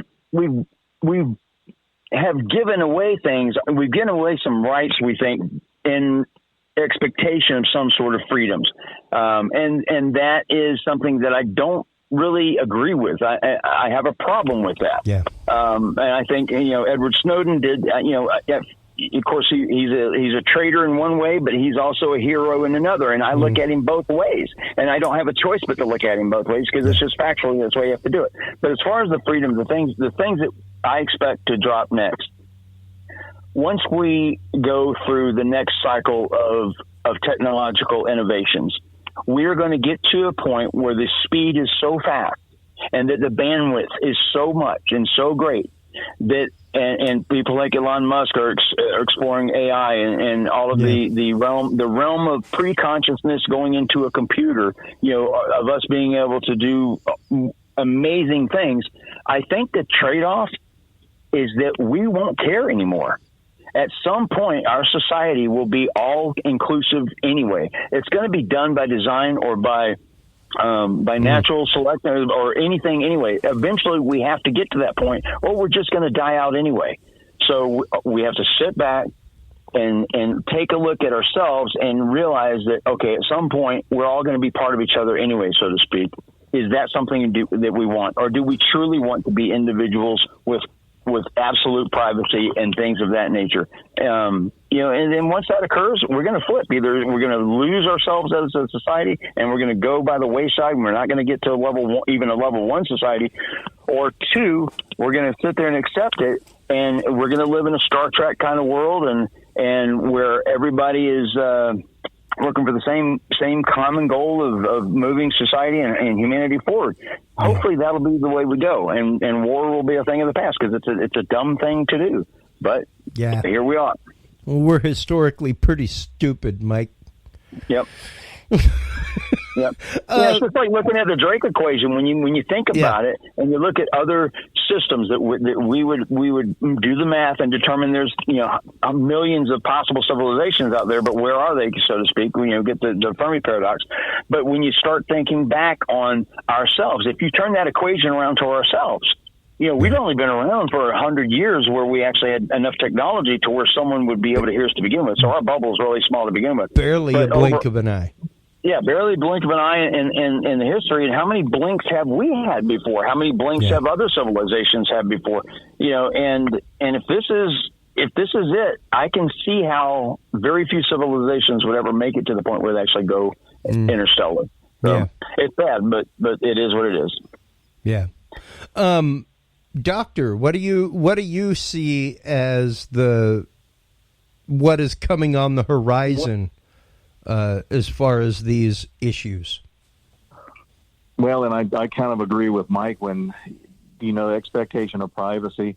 The only ones of us that really remember what kind of true privacy probably was like are those of us that are over 50. Yeah. And I'll tell you why I believe that is when I lecture to college students or high school students, and we talk about the evils of surveillance and how the government doesn't need to know everything. And I get the same answer every time from people under 40. And it's like, well, the government already is going to know everything you do. What's it matter? As long as you're not doing anything wrong, then what's it matter if they know? Well, then you have to explain to them that wrong is a product of the moment. Like right now it may be wrong to be pro-life, or it may be wrong to be Christian, but, in the next political cycle, it may be turned around just the opposite. So you have to explain that to the younger people, but they've already been brainwashed to live in what Robert Duncan and myself called a hive society. Yeah. As Mike kind of was circling around, that they're basically looking for a way to create a society that functions like a hive, where you have one system giving the orders and everybody else just kind of following along and doing the job that's been assigned to them. And it is rapidly coming to that. Now, will that bring peace and harmony and no more war, or will it bring just a different type of war? Because we're warring animals by nature. Yeah. So I don't know if AI will ever fix that. And the other thing we worry about is, in order to achieve this, you're going to have to achieve it through more and more radio frequency, more and more Wi-Fi. And what is that going to do to the humans in general? Because we weren't ever meant to be immersed in constant radio signals. Yeah. Yeah. And that's an absolute truth. And that is definitely something to consider. The fact that, and something that we used to talk about regularly with our former guest, Arshawn McCleskey out of the San Antonio area. He's now an investigator with the San Antonio DA's office. But is that whole right to consent? You have a child that's just shortly younger than my own, Doctor. And for those that know me and follow me on social media, I have never once used my son's name in association with a picture that I had posted with him. I don't have a family at all, by the way. I'm related to nobody. Well, to me, it's the fact of, as we used to point out with him, at what point will we see the emancipation trials of kids because their parents unobligingly gave away their biometric data on social media? You know, like I jokingly made fun of it whenever me and my family went to Disney. Whenever they're like, yeah, have your family hold your hands out. Put your hands out this way. Put your legs out. I'm like, they're literally getting your stride and the length of your arms. They're like getting so much biometric data from you with every single picture. That's and why you've everybody signed needs to move out to the woods. You've signed That a document is saying my they could ultimate use it. advice. Yeah. Just- Oh, God. What Amen. you do? Go to the woods, Move to the woods. hunt something, Yeah. get fresh water. John. Maybe they'll call that the Nirvana syndrome. Yeah. Yeah. Interesting. Either that or suing people over nude pictures will be the Nirvana syndrome. Now, that's John, what is your call? What is your Dudes and Beer call at moment for what you see on the horizon in the world of surveillance and, 9/11 Biden gone says, awry? Biden says we have those horizon capabilities. So I think we've got things pretty well figured out. But It's working so well. there was a lawyer in 1790. His name was James Wilson, and he said, "Without liberty, law loses its nature and its name, and becomes oppression." And he basically said it again, just so you understood that. So you take that quote and you funnel everything that we've gone through in the past 20 years through it, and you realize that without liberty being a part of law, especially American law, it's no longer law. We're living in a lawless country. So you ask what could happen? Well, technology. Whatever happens with technology, wherever technology goes, that's where we're going, and it's going to be, you can't totally predict everything. The global controllers, Klaus Schwab, and Fauci and whoever's controlling Biden's, what's a better way to put it than strings? His battery life. Hand sticks? Yeah. He's like, you put a battery in him. That's what Kermit the Frog had. Go do this, Biden. Okay. I'll go take the blame for the worst disaster in U.S. foreign policy. Sure. I don't want to talk about it anymore, but Yeah. All that other stuff going on. I mean, he is a complete robot. The Chinese probably control him with a remote control. So what's going to happen is we're going to lose our right to vote. They're going to rig everything. Okay. And all of these people will get into power. And then there will be a revolution that Klaus Schwab has been talking about all this time. And that revolution will be a macrocosm of the microcosm that happened on January 6th. And now we will all... Interesting. We will all be the people languishing in jail right now in Washington, D.C. Interesting. So that's and he is right. Klaus Schwab doesn't... I've read his works, including The Great Reset. Yeah. And what he doesn't take into account is there are, is a sizable amount of people who still want sovereignty. Oh, and, yeah. And I think the best quote I ever saw was, "Secrecy begets bad law begets bad policy." Yeah. Yeah. And I mean, myself, for my call here, because, well, Lord knows I'm not going to not take my own moment for a Dudes and Beer called it moment. I really see the fact that probably, and I've held this for a long, long time, I've heard it from numerous doctors on site. I predict the fact that we will more than likely within the next year have a COVID passport on our phones, on our mobile devices. It will be tied to, if you're aware of the fact that there are still, I think, 6 states that don't have the unified ID program. It'll be attached to the social credit system. It'll be attached to your... It'll be definitely attached to your license, all that, barcode, so that whenever you go from state to state or cross the state line, they can literally pull you over and find out immediately, hey, man, if you've got to be vaccinated to be in the state of Massachusetts, You know, like I know my sister-in-law had to have like a verified COVID negative test within 24 hours of her flight to come back from Disney to get in.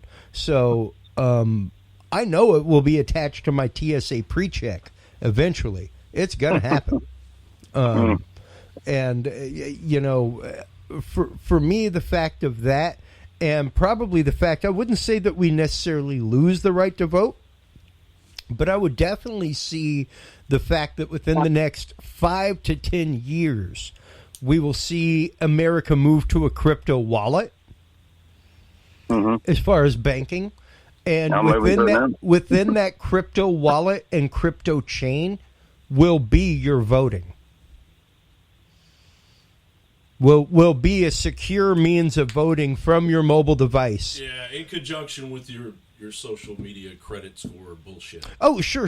I mean, absolutely. I mean, that's what that's for to begin with, is to find out whether or not your vote's good. But I think our voting should be done by IQ. If your IQ or your social smartness level is a special thing, you get like 8 votes if you have a better IQ than say someone else, and that would be helpful. I think we could probably solve a lot of problems. If you look at this, if we had the two people that basically run for our president office each year, the last few elections that we have, if you sit back and think about this, is this really the two best people that could represent our country? Well, I mean, come on. Well, number one, come on, man. Wait, there it is. Come on. Oh man! I'm sitting there looking at the screen. I got Hillary Clinton on one side. I got Trump on the other. Oh my gosh! No, I'm related to 8 presidents at least. Well, wow. The thing I is, should you know, run for president. We've said it numerous times on this show. A two-party political system is in and of itself. If I means talk like this, you think I could run for president? No. I wouldn't recommend it, John. I'm Jon Bowne. I'm running for president. And I love you. But I wouldn't recommend I just told Tom DeLonge to run. Tom DeLonge's out there doing his political thing. I'm like, okay, Tom, why don't you run for president then? If you've got some kick-ass way to handle it. Yeah. Well, and you know, once again, just to wrap this up, I want to thank all you gentlemen for taking the time tonight.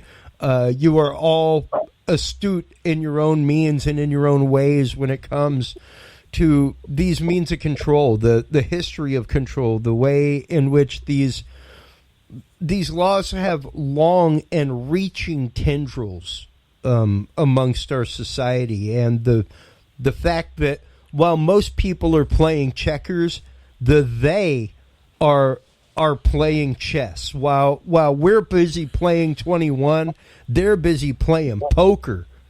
Like long play, I'm ready to play for 72 hours straight poker. Yeah.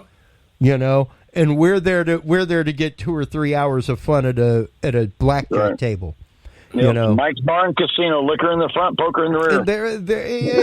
It's exactly. It's two different mentalities, two different mindsets, and unfortunately, most Americans and most people have the mindset of the president makes a difference, when all of the special access programs and other branches of government understand that the president is a temporary employee.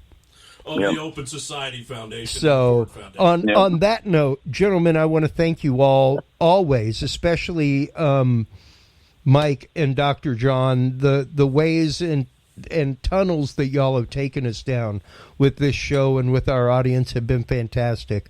Y'all have helped grow us so much. John, all of your contributions with reports and things like that, I cannot do this show without. So, thank you, my friend. Well, let's start doing this on a regular basis. We're gonna. Yeah, this is fun. The mix is really good. I've been thoroughly enjoyed myself. I could be your anchor man. We will definitely be doing as we move forward with Curious Realm. We will be doing many more panels on topics like this. Check this out. What's that? Listening to I'll bring those on there next week. Well, on that note, everybody, gentlemen, please do hold the line while we close things out.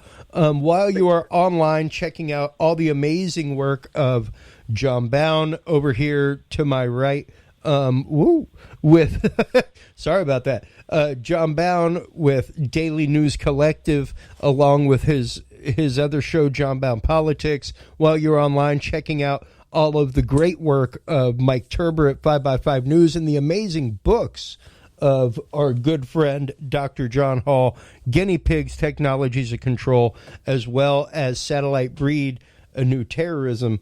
Stop on by Curious Realm, everybody.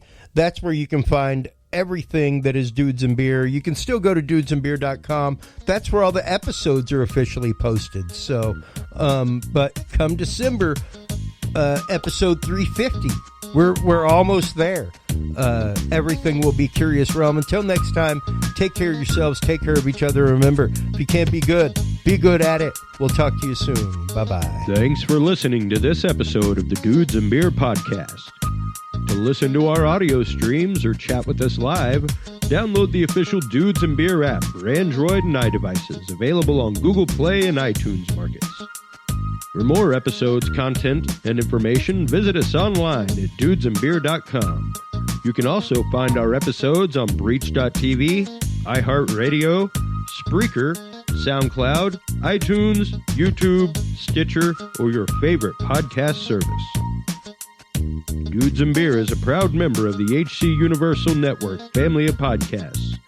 For more about our sponsors and other podcasts on this network, visit hcuniversalnetwork.com. Thanks for listening, everybody, and until next time, drink responsibly.